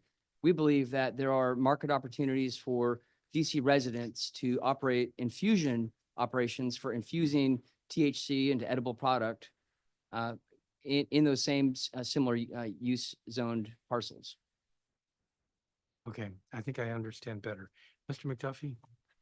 Thank you, Chairman, and thank you to each of the witnesses for their testimony. I appreciate it. I want to ask Brittany Okofor, but I thought it was somebody else who mentioned it too. I thought I made a note. Who was it? Oh, okay, it might have been James Salt. Brittany, in your testimony, you stated that most of the manufacturers that you're in communication with are working or reworking their business plans around batch testing, and that ultimately it could have an adverse impact on competition and sustainability in the market. I want you to take an opportunity to sort of elaborate on that concept. I want to make sure I understand it, and I want folks at home to understand it too. Yes, I believe the other gentleman explained it a little bit more thoroughly with the numbers behind it. But you do have to submit to a batch testing through one testing center. And in that, it can get a little bit hefty in the price as far as what you submit versus what you plan to make and produce in the beginning of your business plan. So once you get a hold of those numbers, you will have to rework after, going through the normal things in which a new business owner would go through, dealing with the other entities in the city, maybe pushing back your timeline a couple of weeks, but then now you have to get your items tested and batch tested. So when you thought your menu was going to be made up of 10 items, it's now made up of 3 for the foreseeable future until you can kind of scale out from there, which is it adds to the lack of diversity in products and lack of accessibility and just the respectability of the program I when got you you. only have a couple products. Let me make sure I have what's your last name? Okafor. No, I have yours, Okafor, Oh, for sure. But I had written James Salt's last name down wrong. SALT. Got it, yeah. No, I saw it on the chairman's paper. I had it written. I thought I heard That's something right. differently, yeah. But I want to give you an opportunity because you also talked about this. I want to make sure that you have an opportunity to expand So on that concept. on behalf of a testing license interest, the batch sizes at 50 pounds is a large batch. Mhm. And the law is written, I believe, explicitly states that one harvest of one plant is a test. One cultivar of one harvest is Mhm. tested. 50 pounds represents a massive volume.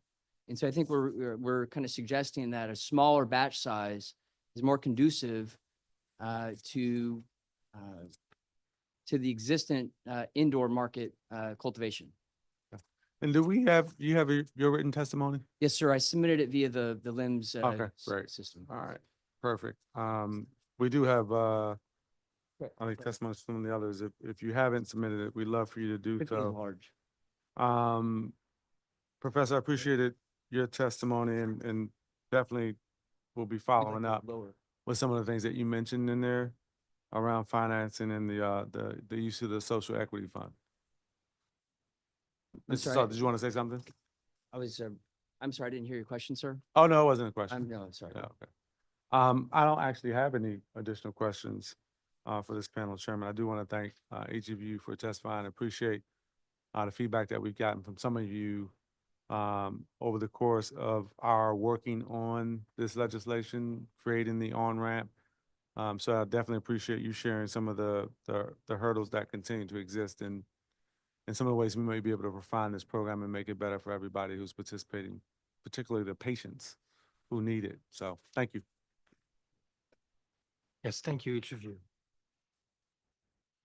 So we'll turn now to the government witnesses. Fred Masali, Director of Alcoholic Beverage and Cannabis Administration. Kimberly Johnson, Chief of the Civil Enforcement Section, Civil Litigation Division, Office of the Attorney General. And Stephanie Litos, who is Deputy Attorney General, Civil Litigation Division, Office of the Attorney General for the District of Columbia.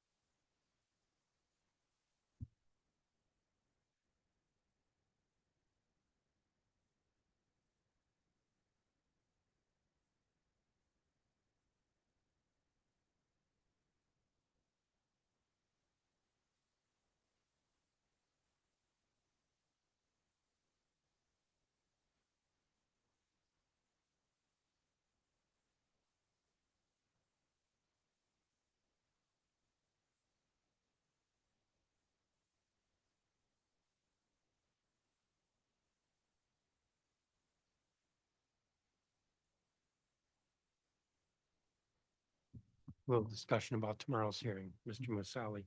So my understanding, Mr. Masali, you have a statement and the two from the Attorney General's office. You don't have statements, but you're here to answer questions. All right, Mr. Masali. Good morning, Chairperson Mendelson, Chairperson McDuffie, members of the Committee of the Whole, and the Committee on Business and Economic Development, staff, members of the public. My name is Fred Masali, and I am the Director of the Alcoholic Beverage and Cannabis Administration.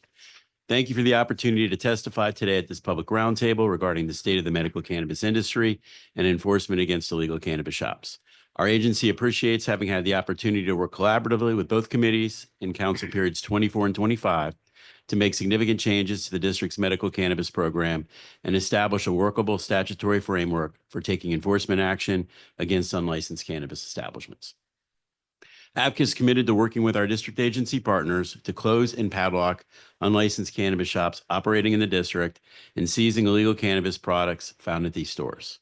As of February 10th, 2025, the Alcoholic Beverage and Cannabis Administration has closed and padlocked 27 unlicensed cannabis locations.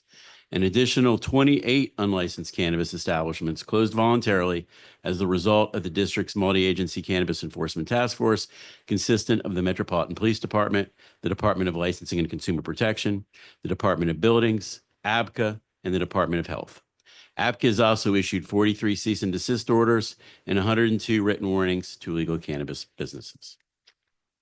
ABCA would like to publicly thank MPD, the Office of the Attorney General, DLCP, DOB, and DC Health for their hard work and collaborative efforts in this area. Without the assistance of these district agencies, the implementation of enforcement action against unlicensed cannabis establishments would have been much more difficult. ABCA's supervisory investigator, Jason Peru, also deserves high praise for his efforts in coordinating our agency's enforcement efforts in this area. The Medical Cannabis Clarification and Program Enforcement Emergency Amendment Act of 2024, which took effect on November 13th, 2024, has had a significant impact on unlicensed cannabis enforcement and the agency's ability to issue summary closures at a quicker pace.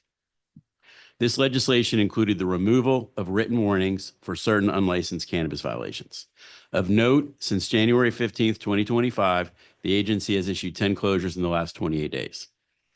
In calendar year 2024, MPD, working in coordination with APCA, recovered at unlicensed cannabis businesses 265.58 pounds of cannabis, 151.61 pounds of THC edibles, 18.76 pounds of THC cartridges, 15.41 pounds of THC wax, 28 grams of THC vape pods, 238.08 grams of THC oils and concentrate, 61.12 pounds of psychedelic mushrooms, 6 unregistered firearms, $50,000, $192.42 in U.S. currency, and made 5 arrests.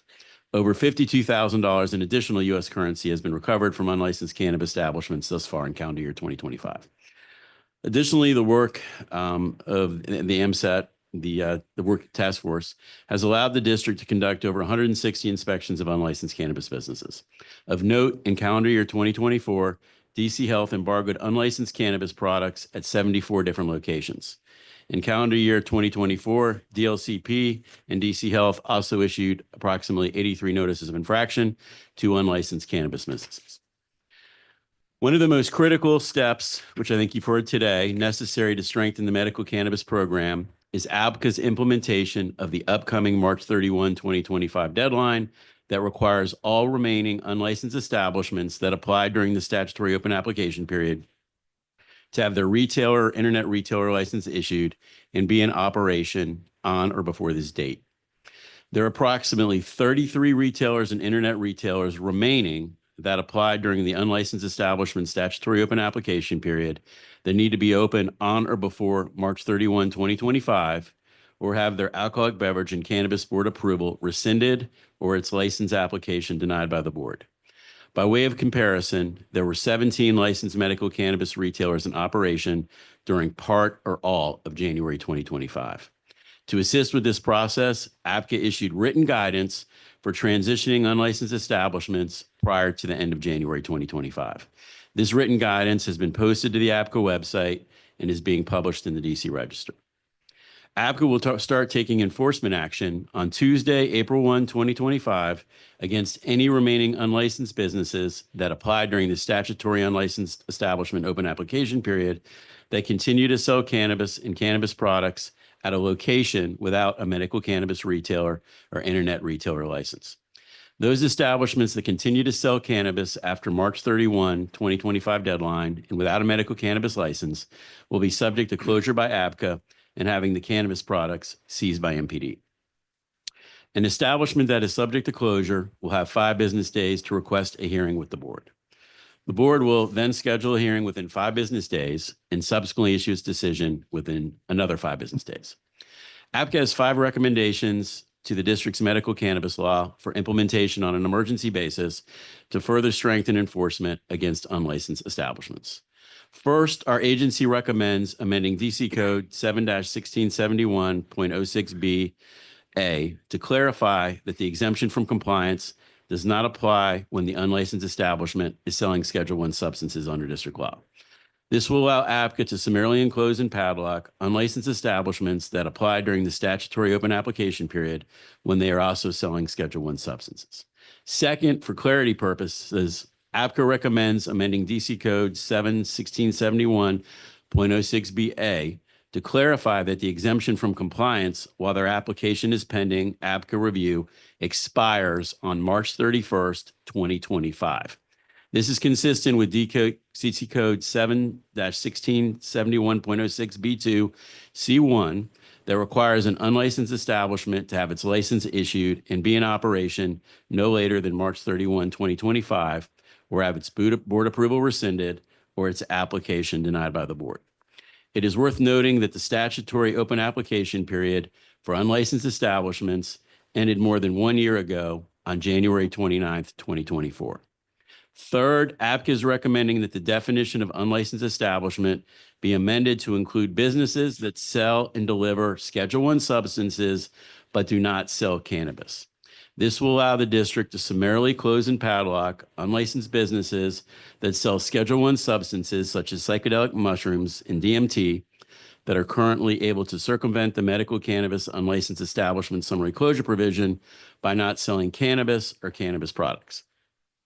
Fourth, our agency is recommending that the summary closure provision in DC Code 7-1671.08G be amended to allow the agency to summarily close a business through the notice closure to the landlord. This will allow the board to summarily close and padlock a business and bring the landlord to the table in those instances where the unlicensed establishment disappears or closes temporarily after selling cannabis or cannabis products without a license. Finally, our agency is recommending providing the board with clear authority to summarily revoke, close, and padlock licensed establishments that engage in illegal activity, such as continuing to operate as an unlicensed establishment and sell illegal product. Of note, our agency has had 2 instances thus far where businesses have continued to sell legal products after becoming licensed. In closing, I would like to thank both committees for the opportunity to testify today regarding additional steps that can be taken to strengthen unlicensed cannabis enforcement and enhance the district's medical cannabis program. I am happy to answer any questions the committee may have at this time. Thank you. Thank you, Mr. Masali.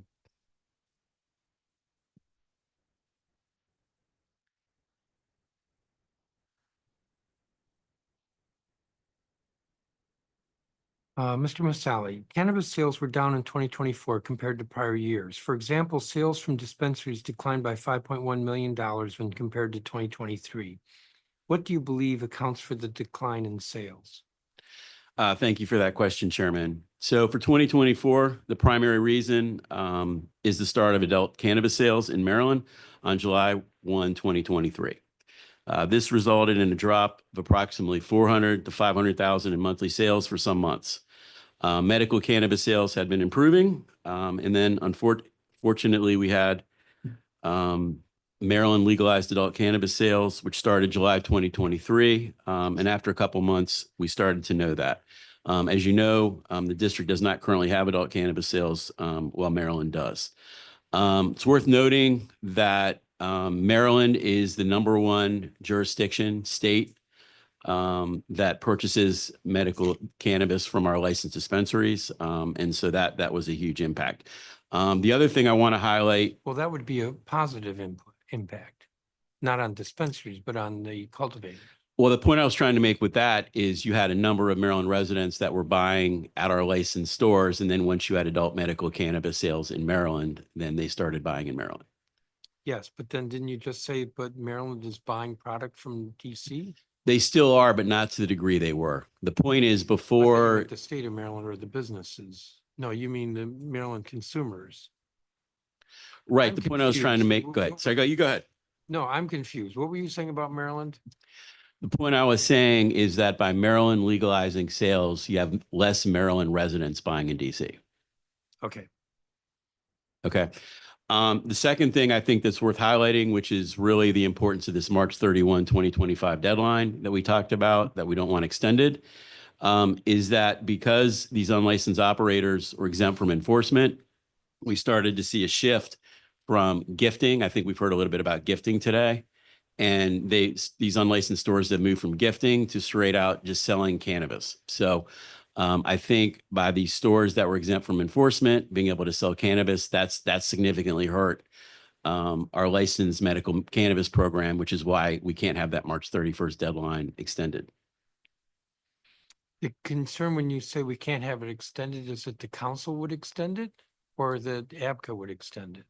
We're asking that the council not extend it. Okay, there was some testimony earlier about ABCA granting extensions. Was that referring to individual applications or what? I believe that was referring to individual applications. There is a March 31, 2025 deadline that is statutory. So I think they were referring to individual applications. Just to be clear so everybody's on the same page, we had this unlicensed operator period that I referenced that ended on January 29th, 2024. Those licensees, there were initially about 75 unlicensed establishments that applied during that period. Some of the ones you've heard today transitioned to the licensed program. We have 33 left, 33 retailers and internet retailers that applied during that statutory open application period. They have until March 31st, 2025 to stop operating illegally, get a license, and open by March 31st, 2025. If they don't, then their pending application will be rescinded, and their application will be denied. And then we'll start enforcement on that on April 1. But part of the issue here is you have 33 retailers and internet retailers that are exempt from enforcement, and they're competing against the 17 licensed stores. So we need to get a level playing field starting April 1, where nobody is allowed to operate illegally, with an exception under the statute. At the moment, how many illegal cannabis shops are operating in the district? And maybe that's an estimate? Yeah, I think that would be an estimate. We obviously had the 33 I mentioned. There are, approximately 7 stores, in the process of being closed, or going through the closure process, which takes you to 40. Then I think I'd break it into 2 categories. I think you have between 15 to 35 that are operating storefronts. And then you have, which I think you heard today, you have others that are operating delivery only, which would put the number a little higher. So the storefront number gives you probably between like 50 to 75. And like I said, this is an estimate. But we do know that we have 33 that are in the pipeline in terms of that have to transition by March 31st.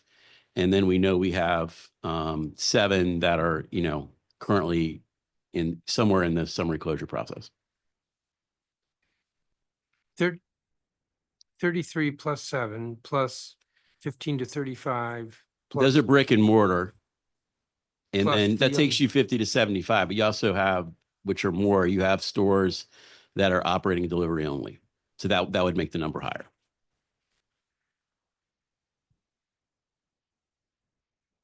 Now, at the beginning of your statement, Mr. Musali, you said ABCA has also issued 43 cease and desist orders and 102 written warnings. Is that 102 businesses or? That's 102 businesses. That's correct. So how does 102 compare with your 75? So you had 102 written warnings we've issued. The 75 would be how many brick and mortars are left. So we have had, as I stated in my testimony, we had 27 that have been summarily closed and padlocked. So the You have- 102 includes the ones that have been padlocked. That's correct. So just to be clear, which I think is helpful, we started off, Chairman, issuing written warnings, and then we went to cease and desist, and then we went to closures. To speed up the process, we've just started going straight to closures. So you really think that there are less than 100 illegal shops in the city? Illegal would include those who are pending conversion. In terms of storefronts, yes. But just keep in mind, that's a guesstimate. I have not gone out and counted every single one. But that's just based on our enforcement efforts. So walk me through the process of padlocking an illegal cannabis business, but I want to begin with, how do you identify the business? Because I'm a little skeptical that it's less than 100. So how do you first identify a business that might be illegal, and then what's the process? Sure. It's identified multiple ways. One, we hear from ANC commissioners. We also hear from the public, in legal businesses. We hear, based upon observations in the street, as we're driving around going to legal places, we may see unlicensed businesses. We may hear from other government agencies about unlicensed establishments that they've identified. We also search online. If you go on the web, you can find unlicensed businesses, some with street fronts, as we talked about, and then others that are delivery only. So through that, you'll get a good number of places you can visit. So you take all of these reports seriously. When I call you up and I say, hey, I think there's a cannabis storefront at 1350, you do take that seriously and check it out. 100%. We even get referrals from the council and them hearing from their ANCs and their constituents. Okay, so then what's the process? Sure. The process from there is obviously, like I said, we'll go online, see what we can find out. But the first step is an undercover buy. So we will either have an undercover buy that's either done by MPD or an agency of the multi-agency enforcement group that I talked about. So that could include your inspector. District agencies other than us, we do not do undercover buys. We are there, but the government buy is done by another agency or MPD. Okay, that's first. That's first. And that may take a little bit of time before that happens. So the group will go out, we will visit 99 out of 100 times we're visiting multiple establishments the same day. We're not just going to one place. And we will just go in and do an undercover buy. So that'll be set up, like I'm at certain days of the week, and we'll go out. Once we've done that, we will test the product, which that generally happens same day. So the cannabis product or the psychedelic mushroom product will be tested. And then after that, the investigator will draft an investigative report. That investigative report will be sent to the Office of Attorney General, who we have here today. And so they will review it and draft a notice of summary closure. It's also reviewed by our board, around the same time. And then once we have the notice of summary closure back, we will coordinate with MPD. MPD generally will get a search warrant. And then that search warrant and the notice of summary closure will be executed to the establishment. Once the MPD and we go in, the establishment, the location is secured and product is seized. We have a locksmith that we work with who padlocks the location and closes the location. And then we put up summary closure signs that we have. But that process generally will take about 7 to 10 days once we get a buy. So I call you up and I say, hey, I think there's illegal product or product being sold at 1350. And how long does it take from there to the illegal buy? Or not the illegal buy, but the undercover buy? So if we get a tip like that, we'll generally try, depending on what we find in the location, I'm going to get into the variables. We'll try and get that scheduled immediately to go out. We generally try to go out once a week. So it could be a week. You said you do check multiple sites in the same day. Correct. So, and tested the same day. And then I think you just said up to 10 days before the summary closure. Between 7 to 10 Maintain it days. happen. Yeah, between 7 to 10 days once we get a buy. That's that that's the general range. Business days or calendar days? Calendar days. That's the general range.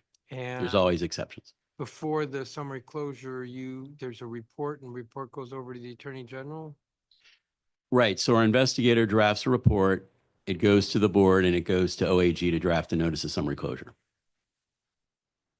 Is OAG approving this or just doing the language? I'm looking at the OAG folks. I'm going to let them answer that question, Chairman.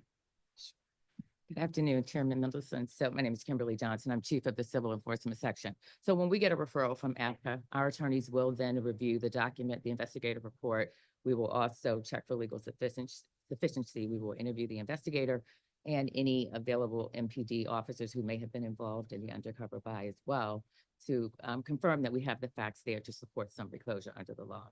And that is, once we are satisfied that we have the facts to support it, we will draft a summary closure document for APCA's approval and for the board's approval. And how long does your process take? Generally, when we receive the referral, that process takes about 48 hours when we turn around and notice to APCA. About 48 hours. About 48 And that's included in your 7 to 10 days? That's included. We do multiple steps at the same time, Chairman.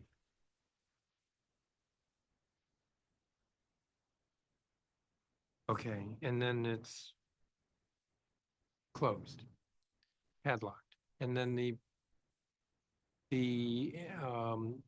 business, if it wants, could appeal to the board. Right. Once the establishment has been padlocked, and just so you know, the summary closure notice is served on the unlicensed cannabis business and the landlord.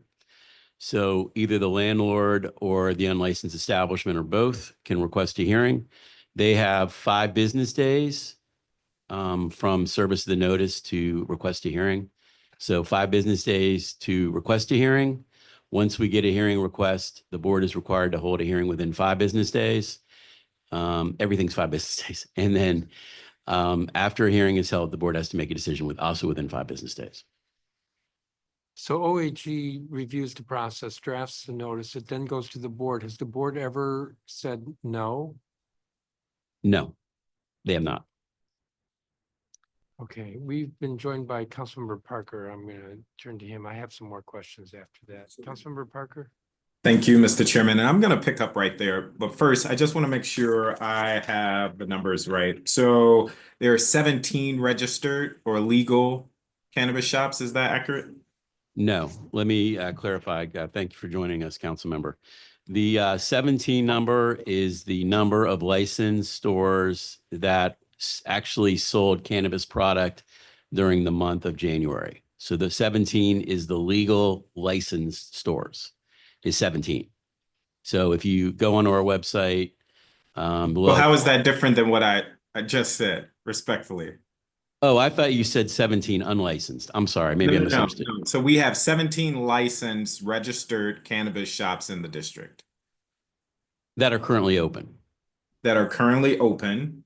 And then we have 33 other shops or applicants, let's say, that are in the pipeline trying to obtain a license. Is that right? There are 30, just so I clarify, there are 33 that have to get open by March 31st, 2025 that applied during the statutory open application period. There are others that applied at a later date, but they don't have exemptions from enforcement. So I can talk about those if you want, but the ones that are currently exempt from enforcement until March 31st that they have to convert to the legal market is 33. There are 33 that are currently exempt. And then there are roughly 75 or so, based on your estimate, and underscoring that that's an estimate, that are known to be unlicensed, therefore illegal cannabis shops. That's correct. You want to clarify that's storefronts. If you go online and do like internet only businesses, that number it was probably going to be higher. We're talking about storefronts, open businesses in the district. And about how many applicants are in the process of obtaining licensure? So you said there are 33 that are in the process trying to meet that first tranche or deadline of March 31st, I believe, that are exempted. How many more are in the pipeline that would come after that March 31st deadline? Council member, you just asking about retail or all licenses? All licenses, or Sure. all applicants in the pipeline. Sure. We have, which I think might help, we have 294 conditional licenses.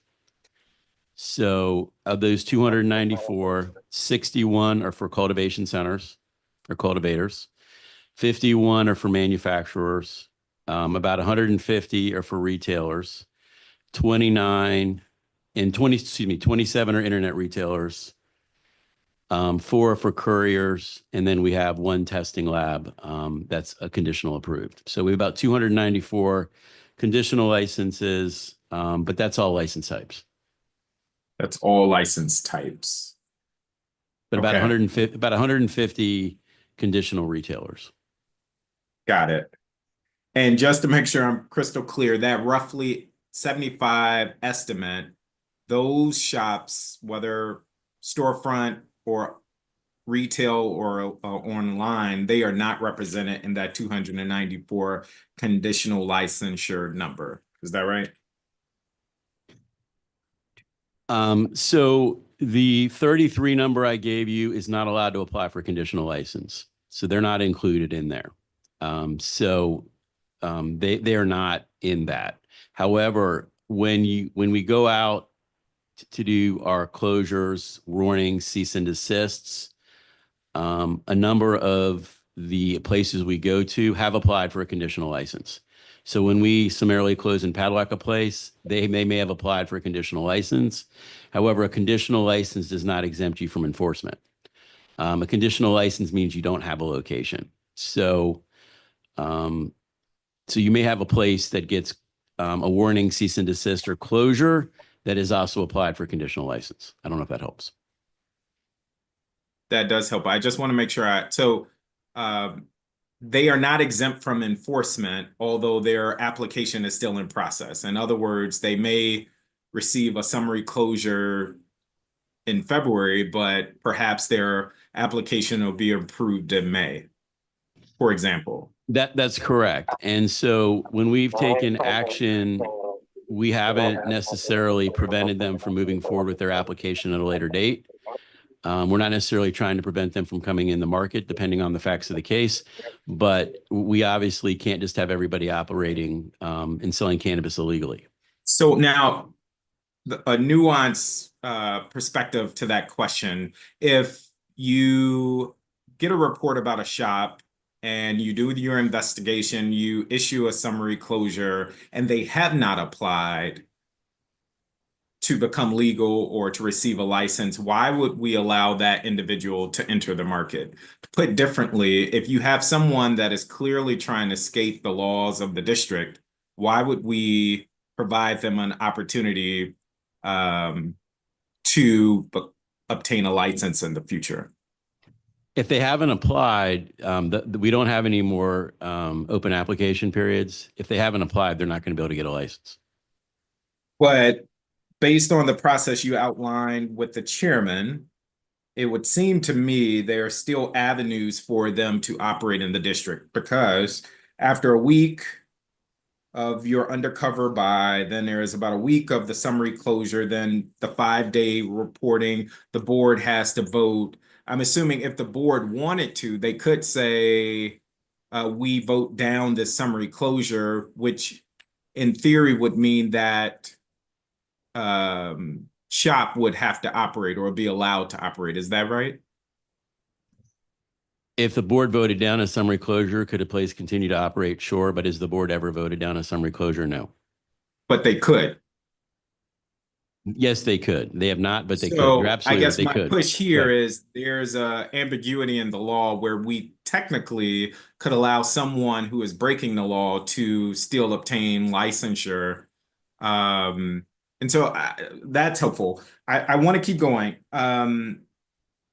So right now we have 294 applicants that have conditional licenses.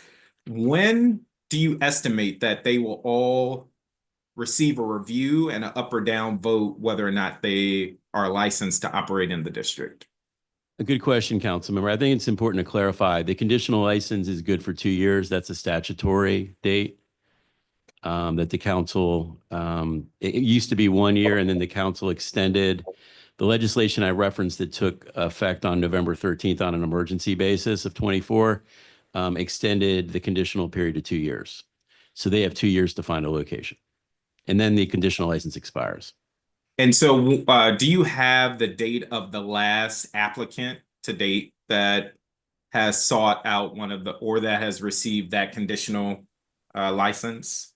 So the last date you could apply for conditional license was July 1, 2024. And what is the last date that you have that someone did apply? Well, that's what I'm saying. The last period that anybody could apply. Well, sorry, let me take that step back. The last date that you could apply and get granted a conditional license was July 1, 2024. No, I get that.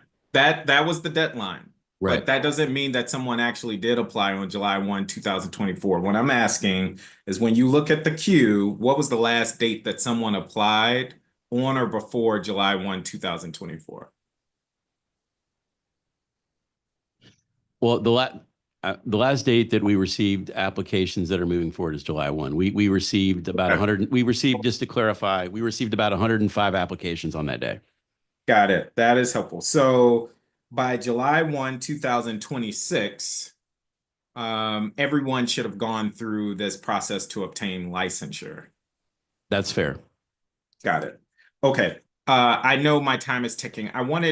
In my next round of questions, I want to ask about the placarding for new business locations when someone does have a license and they are trying to operate in a community and APCA's process there. We have heard numerous complaints in Ward 5 about folks seemingly skirting the notice requirements. Then APCA sends out an investigator. Then APCA seems to deem appropriate or not whether it was properly noticed. So I'll get to that. But the last question in my last 20 seconds I want to ask is, are there any outstanding complaints that the Office of the Attorney General has received that they have not circled back on in 48 hours? And so as part of your summary closure process, they received the complaint. Are there any outstanding complaints that the Office of the Attorney General is currently sitting on? Relating to the cannabis cases, no. No. Relating to the Okay. cannabis cases, no. Okay, thank you. And that is my time for this round. Thank you.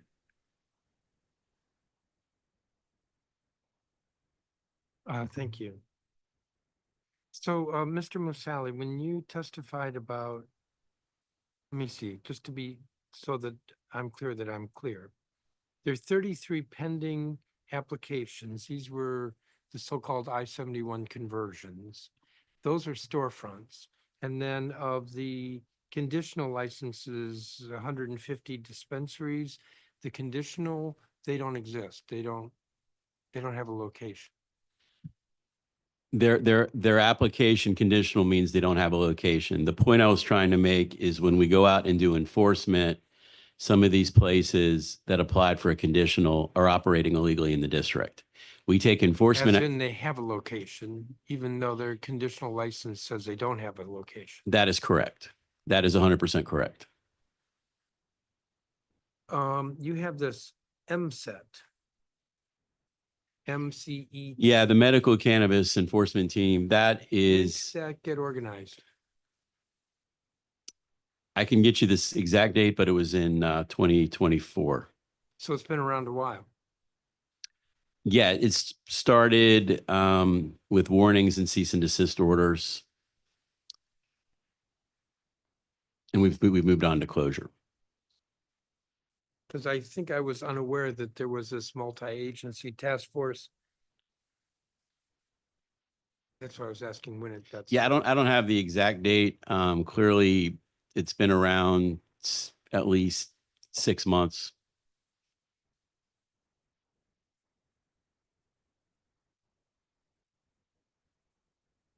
If you need the exact date, we can submit that to No, the no. committee.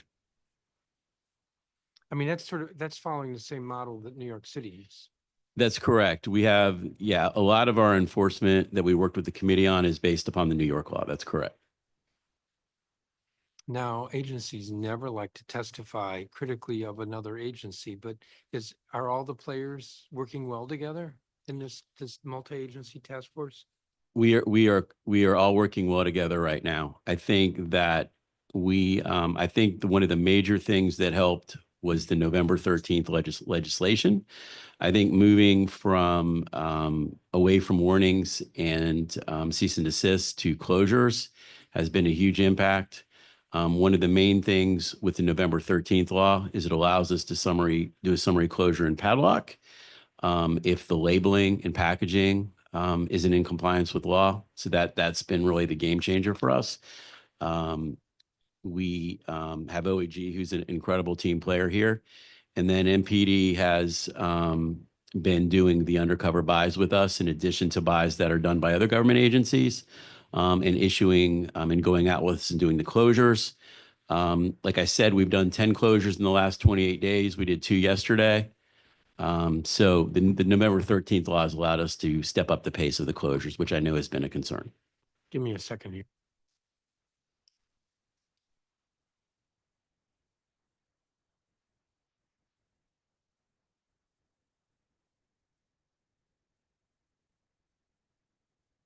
As wonderful as that November 13th legislation was, you've recommended 5 changes. So I want to go through those. Sure. The agent, you recommend clarifying that the exemption from compliance does not apply when the unlicensed establishment is selling Schedule I substances under district law. Why do we need to make that clarification? One is not allowed to sell Schedule I substances, correct? That is correct. So what needs to be, why does something need to be fixed here? So in terms of having our agency be involved in doing a summary closure or padlock, you would need a change. Is it otherwise criminal? Absolutely. But if you look at the definition of unlicensed establishment under the medical cannabis law, it only lists a business. If you look at the actual definition in the statute, it only lists a business that's engaged in selling cannabis or cannabis products, and it doesn't mention other Schedule I substances. So the complaint we get is to avoid our task force and our summary closure authority. Establishments will just sell psychedelic mushrooms and DMT, not have any cannabis, so that way they're exempt from the medical cannabis closure provision. Is it otherwise criminal? Yes. So the city could do all kinds of things, but with regard to padlocking is limited to illegal cannabis or unlicensed cannabis. Illegal cannabis businesses, if the illegal cannabis business is also selling Schedule I substances, then we can close it. But if it doesn't, if it's not a cannabis business in any way, then their argument can be made it's not an unlicensed cannabis establishment because they don't have any cannabis. Well, this isn't meant to say you shouldn't be closing these places, but why would you go into an establishment in enforcing the cannabis law if they're not selling cannabis?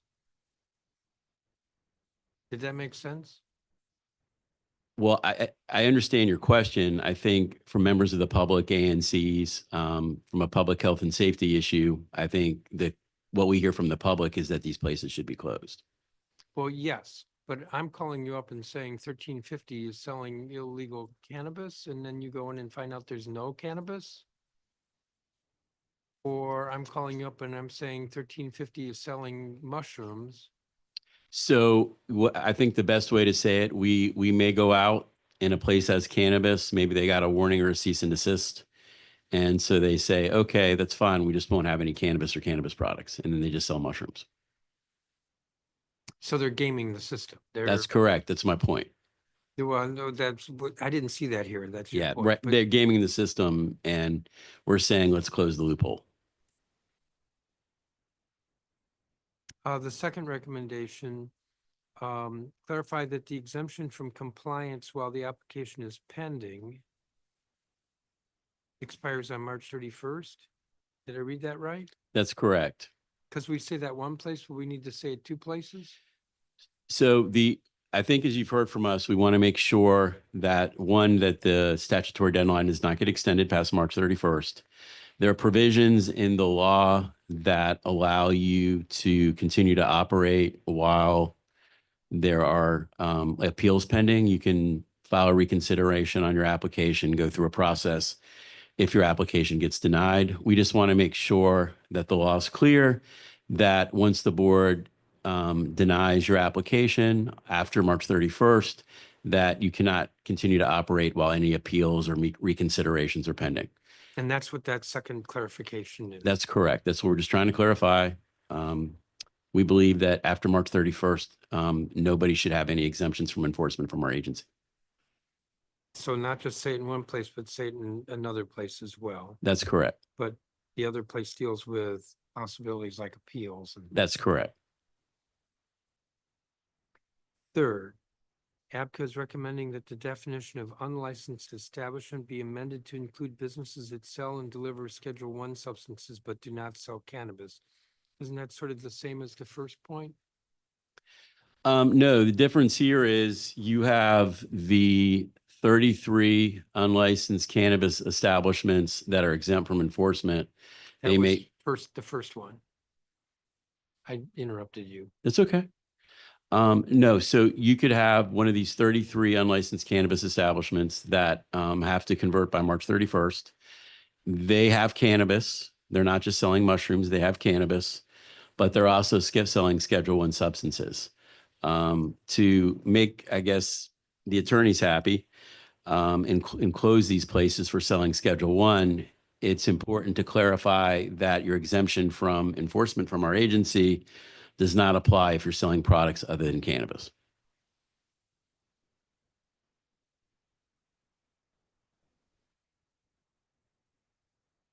Okay. So the first one, I'm going back. The It's first okay. one has to do with an establishment maybe was reported for selling cannabis. You show up, there's no cannabis, but there's other Schedule I, and that first change would fix that loophole. That's correct. And the third point is that there may be an establishment that would be exempt from enforcement, but you want to unexempt them if they're selling Schedule I. That's correct. I'm figuring this out. The fourth one is summary closure be amended to allow the agency to summarily close a business through notice of the closure to the landlord.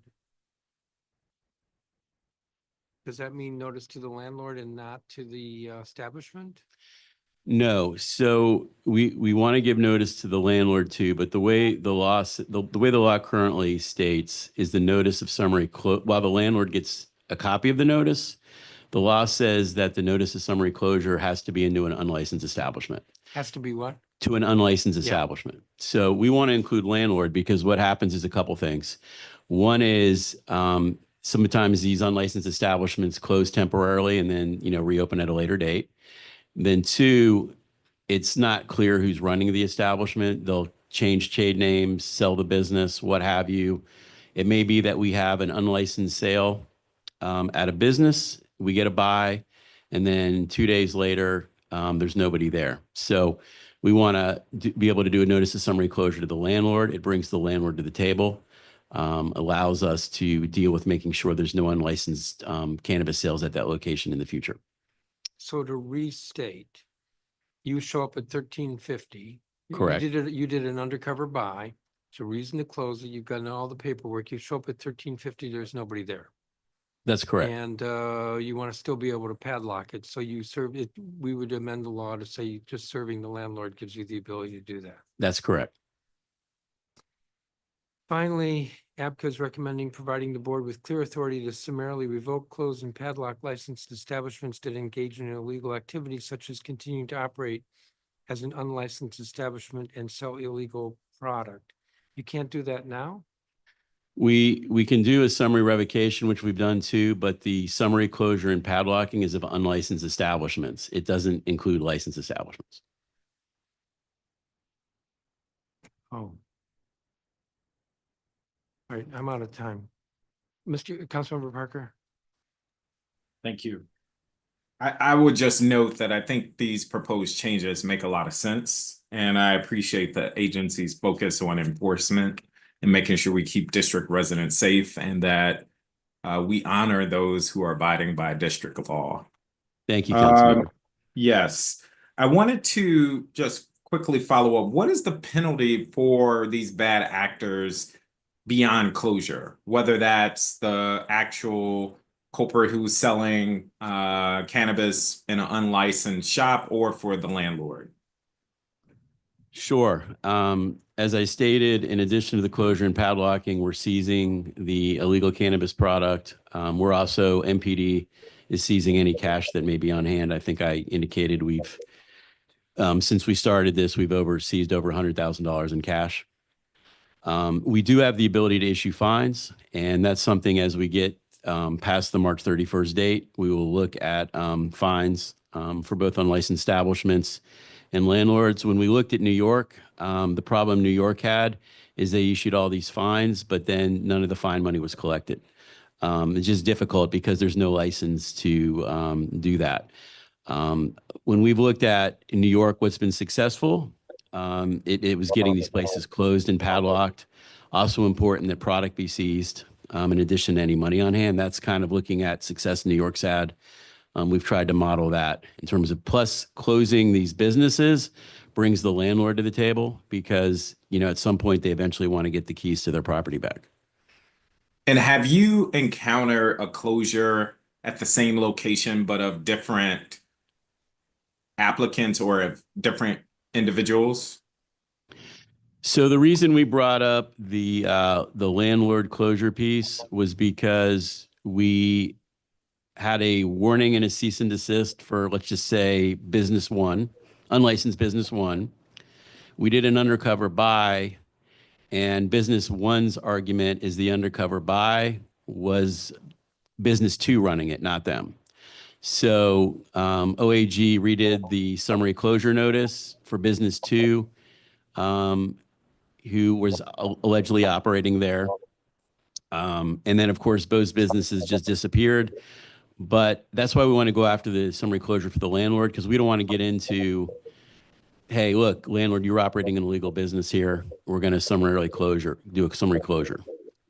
No, that is a really helpful example. And I guess what I'm getting at and what I'm struggling with goes back to what I was asking before. If you are a landlord renting out your property to someone that is conducting business illegally in the district, why then, even if we close down that shop, we would allow you to continue doing business in the district? And perhaps that's too much of a response. But I'm if you are a repeat offender here, I think we should ratchet up the consequences. So perhaps, yes, the cannabis shop gets closed. If we come back and you now have a different illegal operator in that space, perhaps there should be more consequences to your ability to do business in the district as a landlord. Yeah, What I'm is your happy. reaction to that? I agree with you, and I'm happy to work with you on that. I think one thing that might be helpful as the law gets fleshed out is to make it clear for the board and help the board in terms of what the conditions would be to give let a building reopen. New York, for example, which we don't currently have, they allow the place to be padlocked, I think, for a year.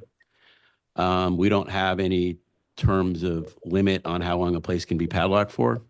So it might be helpful looking at that, just because I think when you look at it, clearly you don't want anybody operating illegally. We want to close these shops. But there's got to be a mechanism at some point for the place to get reopened, which is why we try to work with the landlords to get the unlicensed cannabis operator there, get an agreement in writing that the place will not be rented out or leased to an unlicensed cannabis business in the future. We want to make sure we have the ability to inspect the premises at any time. We also ask for notice when they're planning on leasing the space to a new tenant and what that tenant's going to be. So that way we have notice that they want to bring somebody else on board and just verify that that's not that it's a different type of business other than cannabis. Awesome. Yes, I would definitely follow up with you on that. I would just quickly note there seems to be a theme across agencies, and this is not an effort to shame or blame. DLCP, for instance, can identify a business that's illegally operating without a license in the district, and we still give them weeks to try to comply. And I'm of the mind if you break district law, we should enforce immediately instead of waiting for you to come into compliance. I digress. I want to keep moving. The rules of medical cannabis have continued to change in the past few years, namely because of the council. What sorts of outreach is APCA doing to ANC, civic associations, and other local leaders to ensure that they are up to speed on the current state of play? And this is incredibly important because it seems like a mechanism for enforcement is the reporting from local businesses or community leaders. So how are you all educating folk about these policies? Sure, great question, council member. So as you know, we're in a new 2-year ANC term. We had 3 ANC trainings, the last one being today while I was here.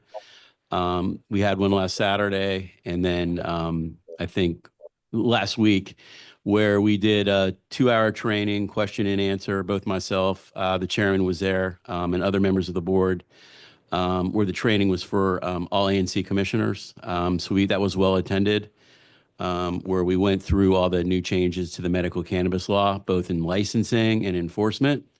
Also, the chairman had a ANC quarterly meeting where I and other agencies spoke at to ANCs in terms of the changes to the law. We also do those trainings for community associations as well. And also will regularly attend ANC meetings, but those 3 trainings are critical. So that way the ANCs, both new commissioners and returning commissioners, are aware of the changes of the law. And are any of those trainings recorded or available virtually? Yeah, they're all recorded. We save them, and then all the slides are sent out to the ANC commissioners who want them. Awesome. I would love to get my hands on it, just in order to help disseminate that information to I'd be more happy to send it to you. community members. Absolutely. Awesome. I've also heard from many community leaders that there is a concern of the concentration of these cannabis shops in certain neighborhoods and certain parts of the city, namely in wards 5, 7, and 8. Can you speak to the overall strategy around approvals for medical cannabis licenses and where they're located? Sure, be happy to. So I think the most important thing to state is that medical cannabis retailers can't be within 400 feet of each other. So they have to be 400 feet apart, which is critical, both in terms of helping those businesses and not having over concentration. So they have to be at least 400 feet apart. But respectfully, Director, I'm only talking about retailers. Yes, but also 400 feet is not a high bar to cross. Understood. I'm just stating what the current law is. Always happy to have that discussion, but And that's let what me it currently be is. let me be more explicit. In Ward 5, if I think of a corridor like North Capitol, if I think in Union Market, where on Moore Street there's already a cannabis shop, and literally around the corner, more than 400 feet away, but still very much in the same geographical area, there's a new shop opening. Great. We want these people to be legal and do business. We don't want all the shops in Ward 5, and certainly we don't want them all in one community. What are we doing to ensure that there is a fair distribution across the city, which is the heart of the question? And so that we are not seeing communities like wards 5, 7, and 8 plagued with these type of businesses that might prevent other types of businesses from locating in those same areas. Sure. Well, we do track and keep track of ward by ward where these retailers are. I think, as you know, as we talked about, there's only 17 currently that are open. We do track kind of where they are by ward. It wasn't that long ago, believe it or not, probably less than a year or 2 ago, where we had none in Ward 1 and Ward 5. Ward 5 was one of the only wards without a retailer.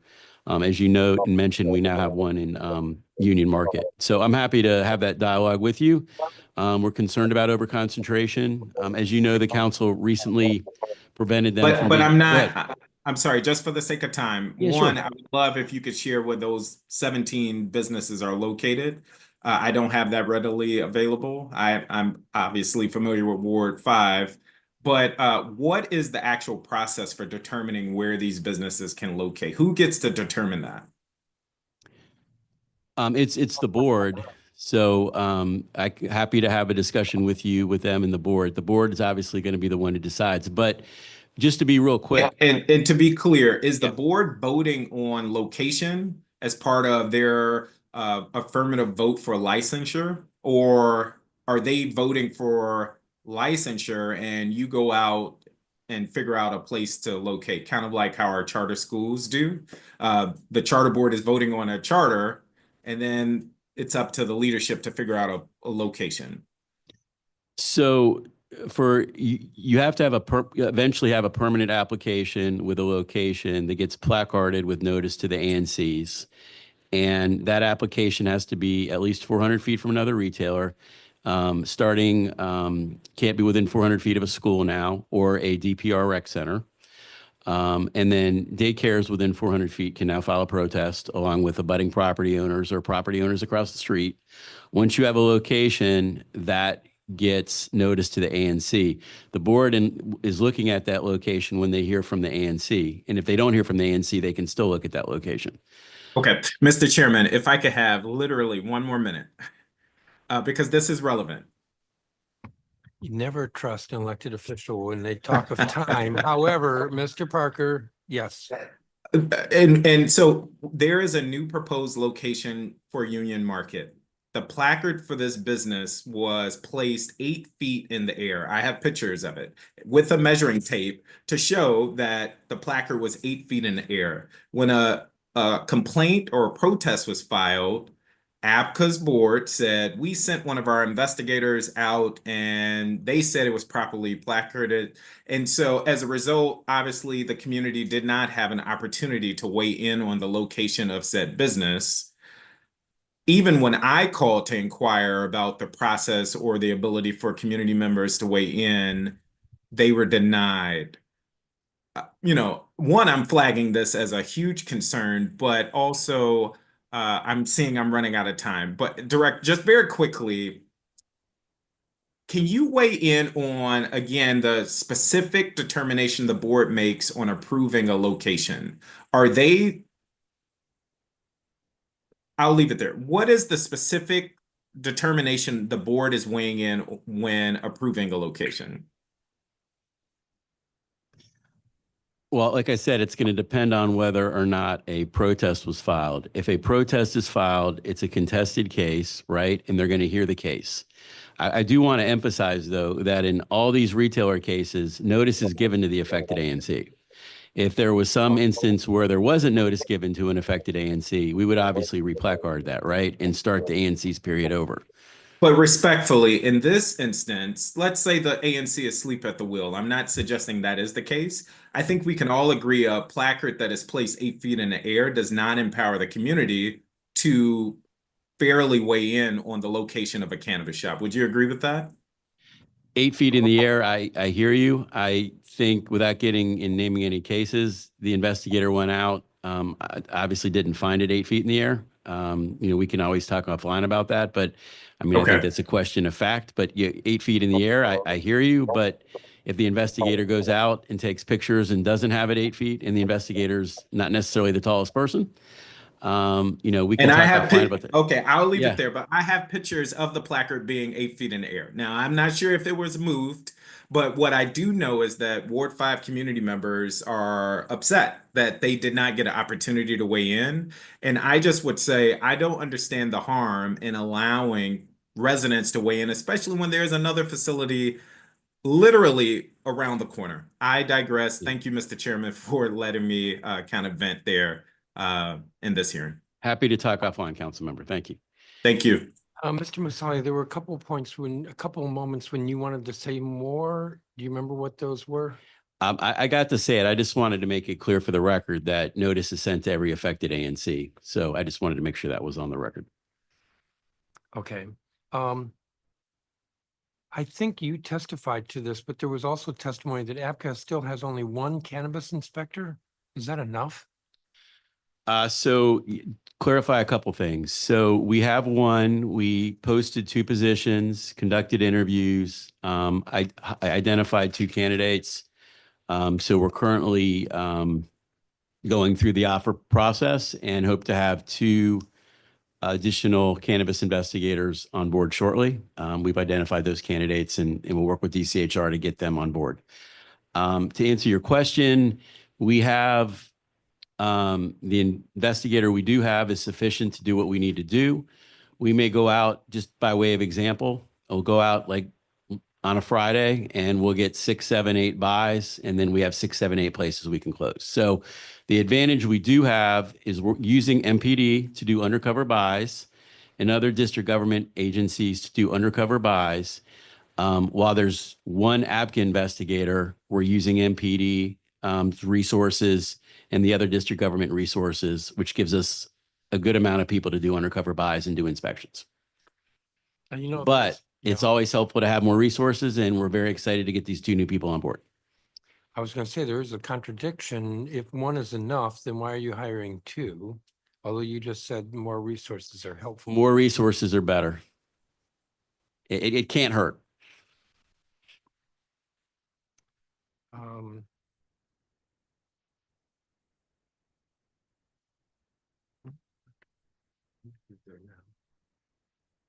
there was testimony earlier from a couple of witnesses that APCA's granting extensions. I guess that would be to individual applicants. Why? I think that goes to individual extensions from the board. I think what that's referring to is in cases where we've had a cease and desist, we're not doing those as much currently, but when a cease and desist was put in effect, the attorney for the unlicensed cannabis business may ask for a short continuance, whether to hire an attorney or for whatever reason to work out a OIC with the Office of the Attorney General or what have you. OIC? What's an OIC? I'm sorry, I shouldn't need offering compromise in terms of terms to settle the cease and desist or a closure. I think it's referring to a continuance request from the board, I believe. Yes, that sounds right. And you're saying that those related to cease and desist orders? Those are related to cease and desist orders, I believe, correct? Have there been extensions with regard to these padlockings? No, I think it's related to cease and desist where they may just hire an attorney and the attorney wants more time. I think that's what that's being referred to. Ms. Johnson? I was just going to add, there may have been a couple occasions where the establishment has a right to have a hearing within 5 days, but they also have a right to extend that time period if they are seeking a hearing before the board. So there have been some occasions where some of the establishments have asked for a little more time. But the point there is that the establishment has been closed. And so they are not existing at that time. So even if they're asking for an extension of time for the hearing, the business itself has been closed down by ABCA and MPD. Well, that leads me to a question. Have there been any padlocks that have been unpadlocked? There have been we have 27 places that have been closed. Most of those are still padlocked. But there are always cases where the tenant may agree as part of an OIC to leave the premises. And we get evidence from the landlord in writing that they've been let out of their lease and that they leave the premises. Oftentimes part of the OIC is they're able to get their personal property back. We don't, we're not trying to hold on to people's personal belongings. And so then ultimately the landlord will also be part of the OIC with the Office of Attorney General. And then if the landlord agrees to the OIC, they'll get the keys back to the property. And then I think those some of the conditions I talked about. They have to make the property available to us for inspection. If they're going to get a new tenant, then they have to notify us that they're going to get a new tenant, and then they have to tell us what the new tenant is. Otherwise, it may be an offer and compromise where there's a complete change in business model, trade name, what have you, not related to cannabis. But most of them are dealing with evictions and the in the unlicensed cannabis business leaving the property. I'm trying to fully understand. So there have been no instances where a cannabis or drug establishment was padlocked and then unpadlocked and continue to operate? Not as a cannabis business, as a can. Yeah, there's been. So, Mr. Musali?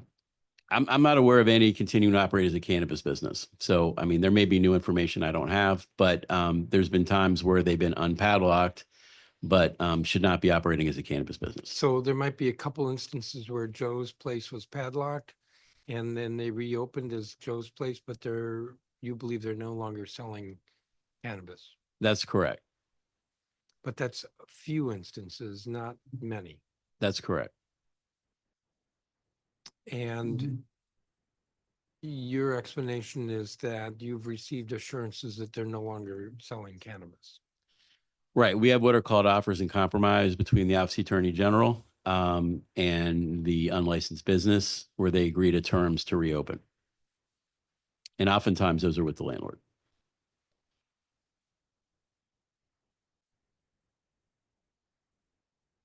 Now, with these enforcement actions, there's enforcement with regard to selling cannabis. There's enforcement with regard to selling Schedule 1. There's enforcement with regard to operating without a license, a business license, or a correct business license. Am I right that there are those different categories of unlawful activity? 100%. That's why we have, and I referenced in my testimony, part of the enforcement team is DLCP, DC Health, and DLCP also takes enforcement action from the Department of Buildings. And that's why we have multiple agencies there. In fact, there was testimony that I think almost always you find that the cannabis is laced with something else like amphetamines.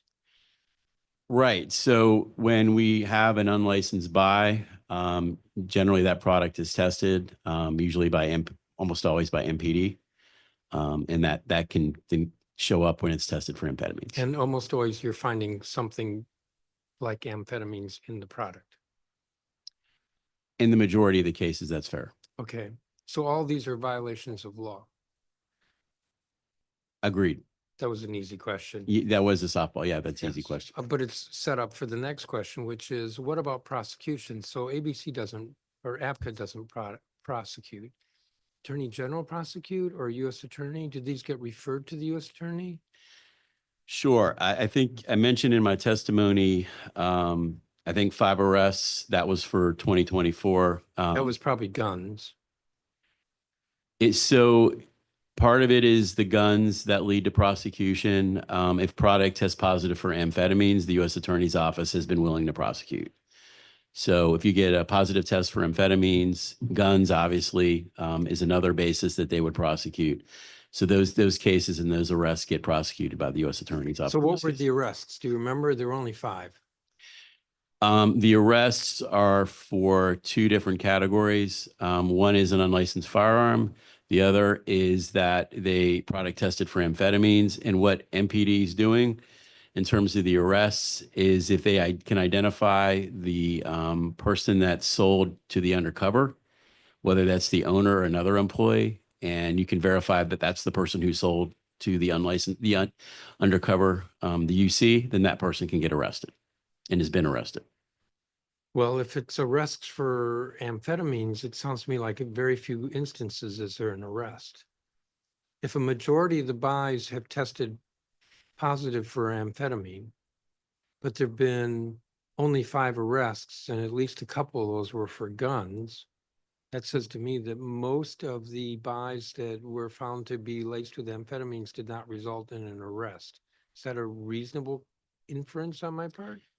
That's reasonable as it relates to on the scene, 100%. I can't speak to, obviously MPD has the ability to issue a search warrant at a later date. I don't have that data. I can't talk to Okay. that. Well, maybe I should turn to the OAG folks. Prosecutions, either by OAG or by U.S. Attorney. Are they happening? So I'm Stephanie Litos. I'm the Deputy Attorney General for the Civil Litigation Division. Unfortunately, we don't have any Public Safety Division representatives here, but my understanding is that any prosecution for drugs like amphetamines would be something that would fall under the auspices of the U.S. Attorney's Office. We can certainly have somebody from our office get back to you about the parameters of our authority to take legal action in a prosecutorial setting versus the U.S. Attorney's Office. Unfortunately, I'm not an expert in that field. So neither of you from the Attorney General's office know about U.S. prosecutions or even OAG prosecutions, criminal prosecutions? No, we do not. We're both in the Civil Litigation Division, which is what Okay. the division that handles the enforcement piece. Well, I do want to take you up on your offer to get back with data on this. I will But- make sure that the office does that. But let me turn then to Mr. Musali. Are you aware of U.S. Attorney prosecutions? I'm aware that there's been some U.S. attorneys prosecutions. I cannot give you, I don't have any data on that. That's just more in terms of them communicating with our enforcement team. Are, well, in communicating with your enforcement team, like your enforcement team would be witnesses? Correct. Okay, well, so I have been known to say publicly that when there are enforcement actions against some of these establishments, that the U.S. Attorney doesn't prosecute. Am I wrong? I would not say you're wrong because the number that I know of being prosecuted, I mean, I could count on this hand. So I don't think it's wrong given the limited number. Okay.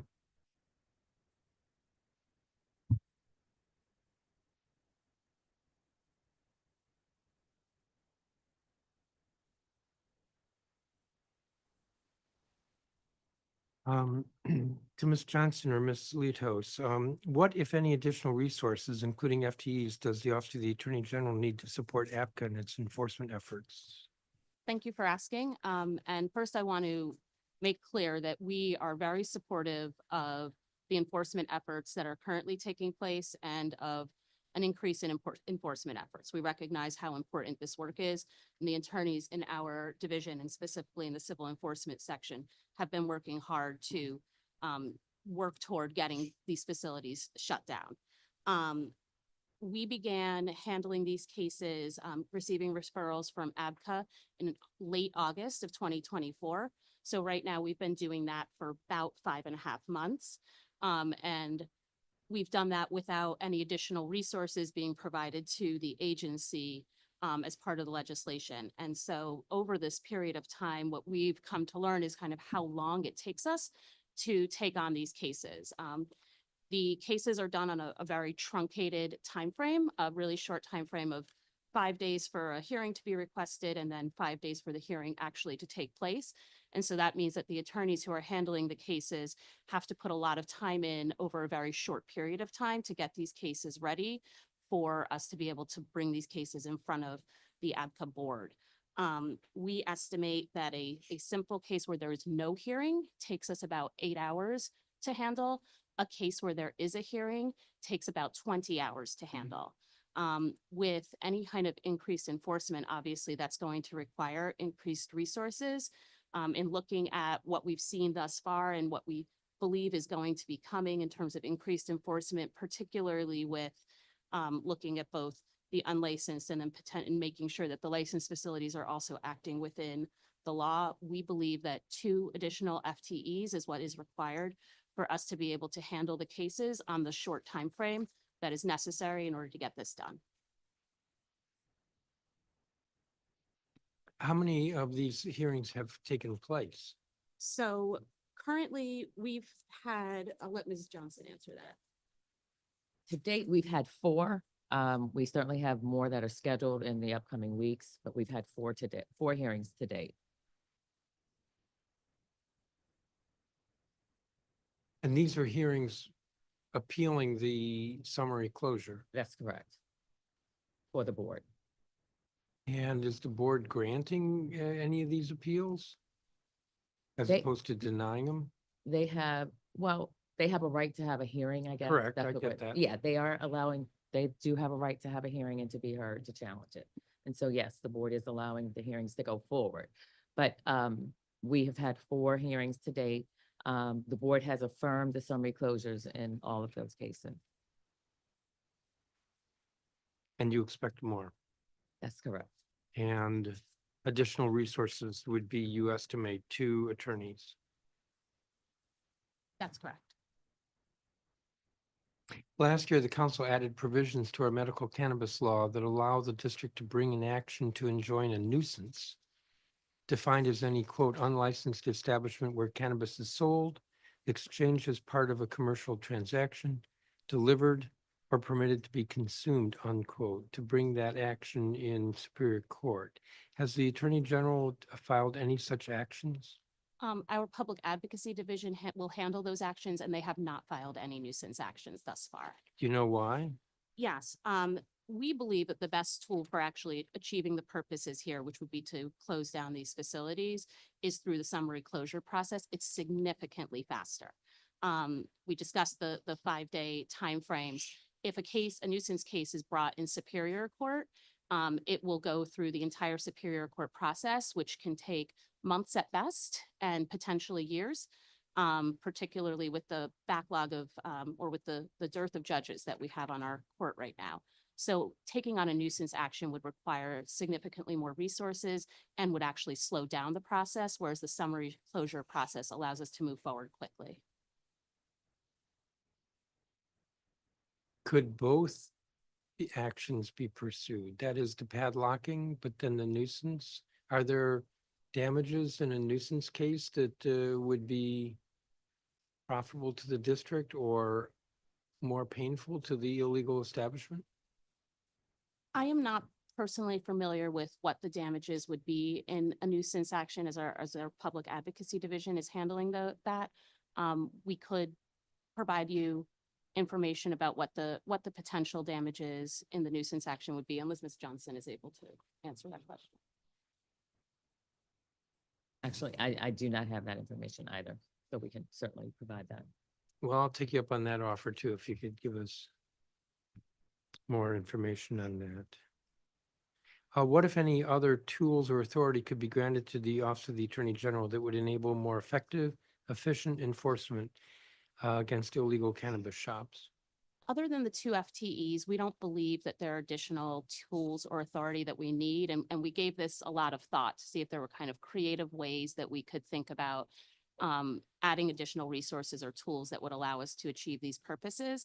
But we think that with the fast time frame that currently exists and the fact that these establishments are being padlocked and closed is sufficient in terms of the tools that we need in order to move forward.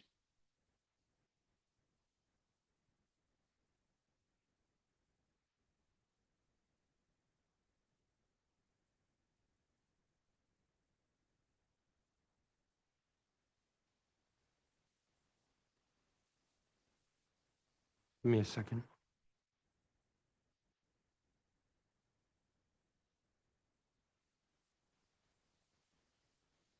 Mr. Massali, in 2023, the council granted APCA the authority to issue fines against commercial property owners leasing their properties to illegal cannabis shops.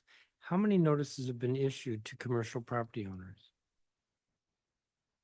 So we've given them notices of the summary closures. We have not issued any fines yet. That's something we have discussed with OAG and looked at. What I would say is that the landlords have been extremely cooperative with us. I think in the situations where we have a repeat landlord offender, I think, that's something we're willing to explore issuing fines for. But I would say the landlords have been extremely cooperative with us and working with us to get their tenants evicted and get them out. But the first part of my question, in fact, my only question was how many notices have been issued? My No- second question was how many fines have been issued? And you Sure. answered that one. So we've given them notices in the 43 cease and desist cases and the 27 closure cases. Those are where we've given notices. We have not issued any fines.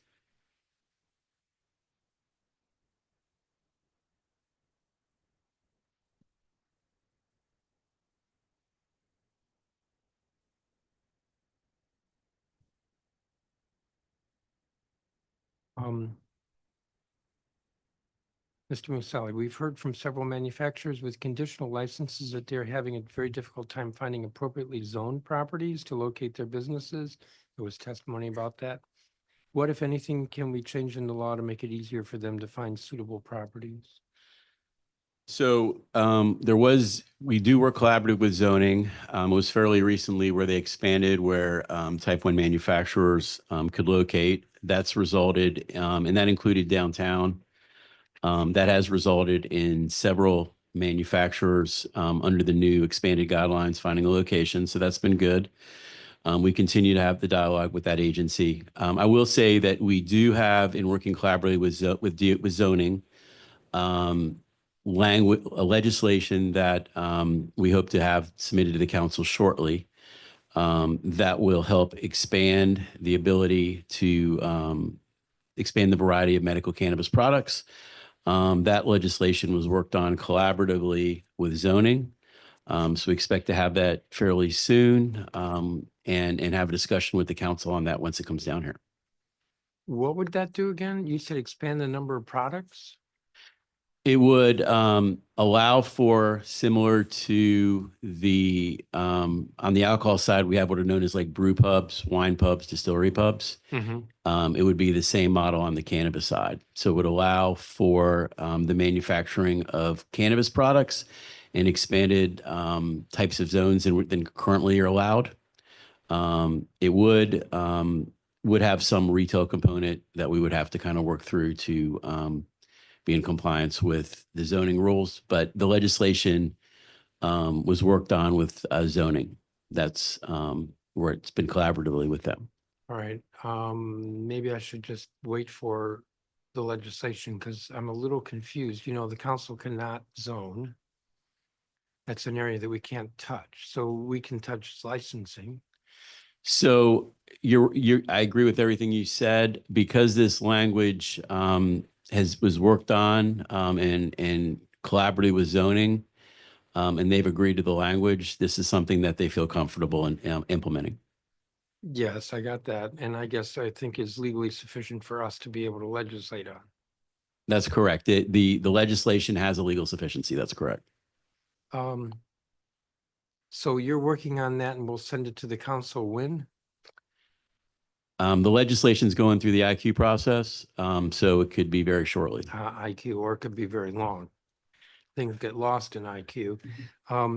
The 5 recommendations for emergency, do you have those drafted? I do not have them in front of me, but they would not take very long. And when would you want them considered by the council? And At please the don't say first, yesterday. no, the first next council meeting that was agreeable to the chairman. Okay. Well, but you want these adopted before March 31st. So we're kind of That would be our recommendation and preference. sort of Yes, running out a window here. that's why I highlighted that. Well, I invite you to get us legislative language. I will do that. I will work with your wonderful committee staff. The two wonderful Both, two committees. well, both fantastic. Yes. Give me a second.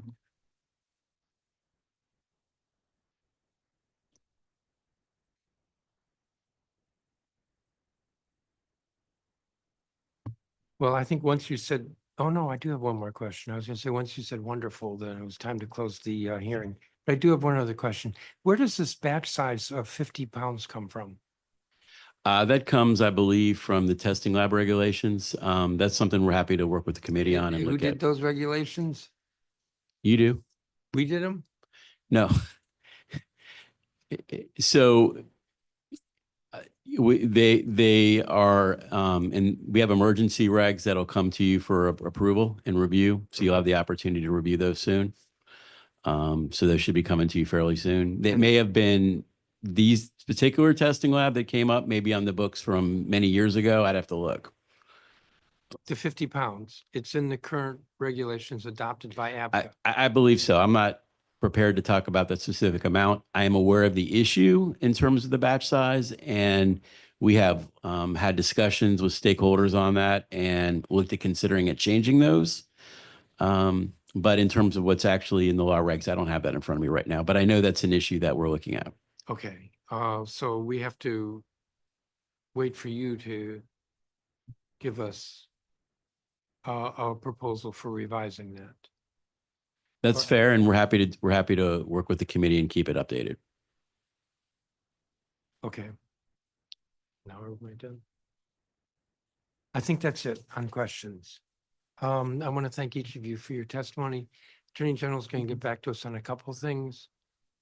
You also all kinds of legislative language, I guess. Yes, Chairman. And with that, I want to thank you. I want to remind everyone that I said at the outset, the record for this hearing will close at 5 p.m. on Tuesday, February 18th. A couple of witnesses who said they'd be submitting their statements, the stuff you're going to give us, please, by then. The time is 2:03 PM. Again, I want to thank all the witnesses and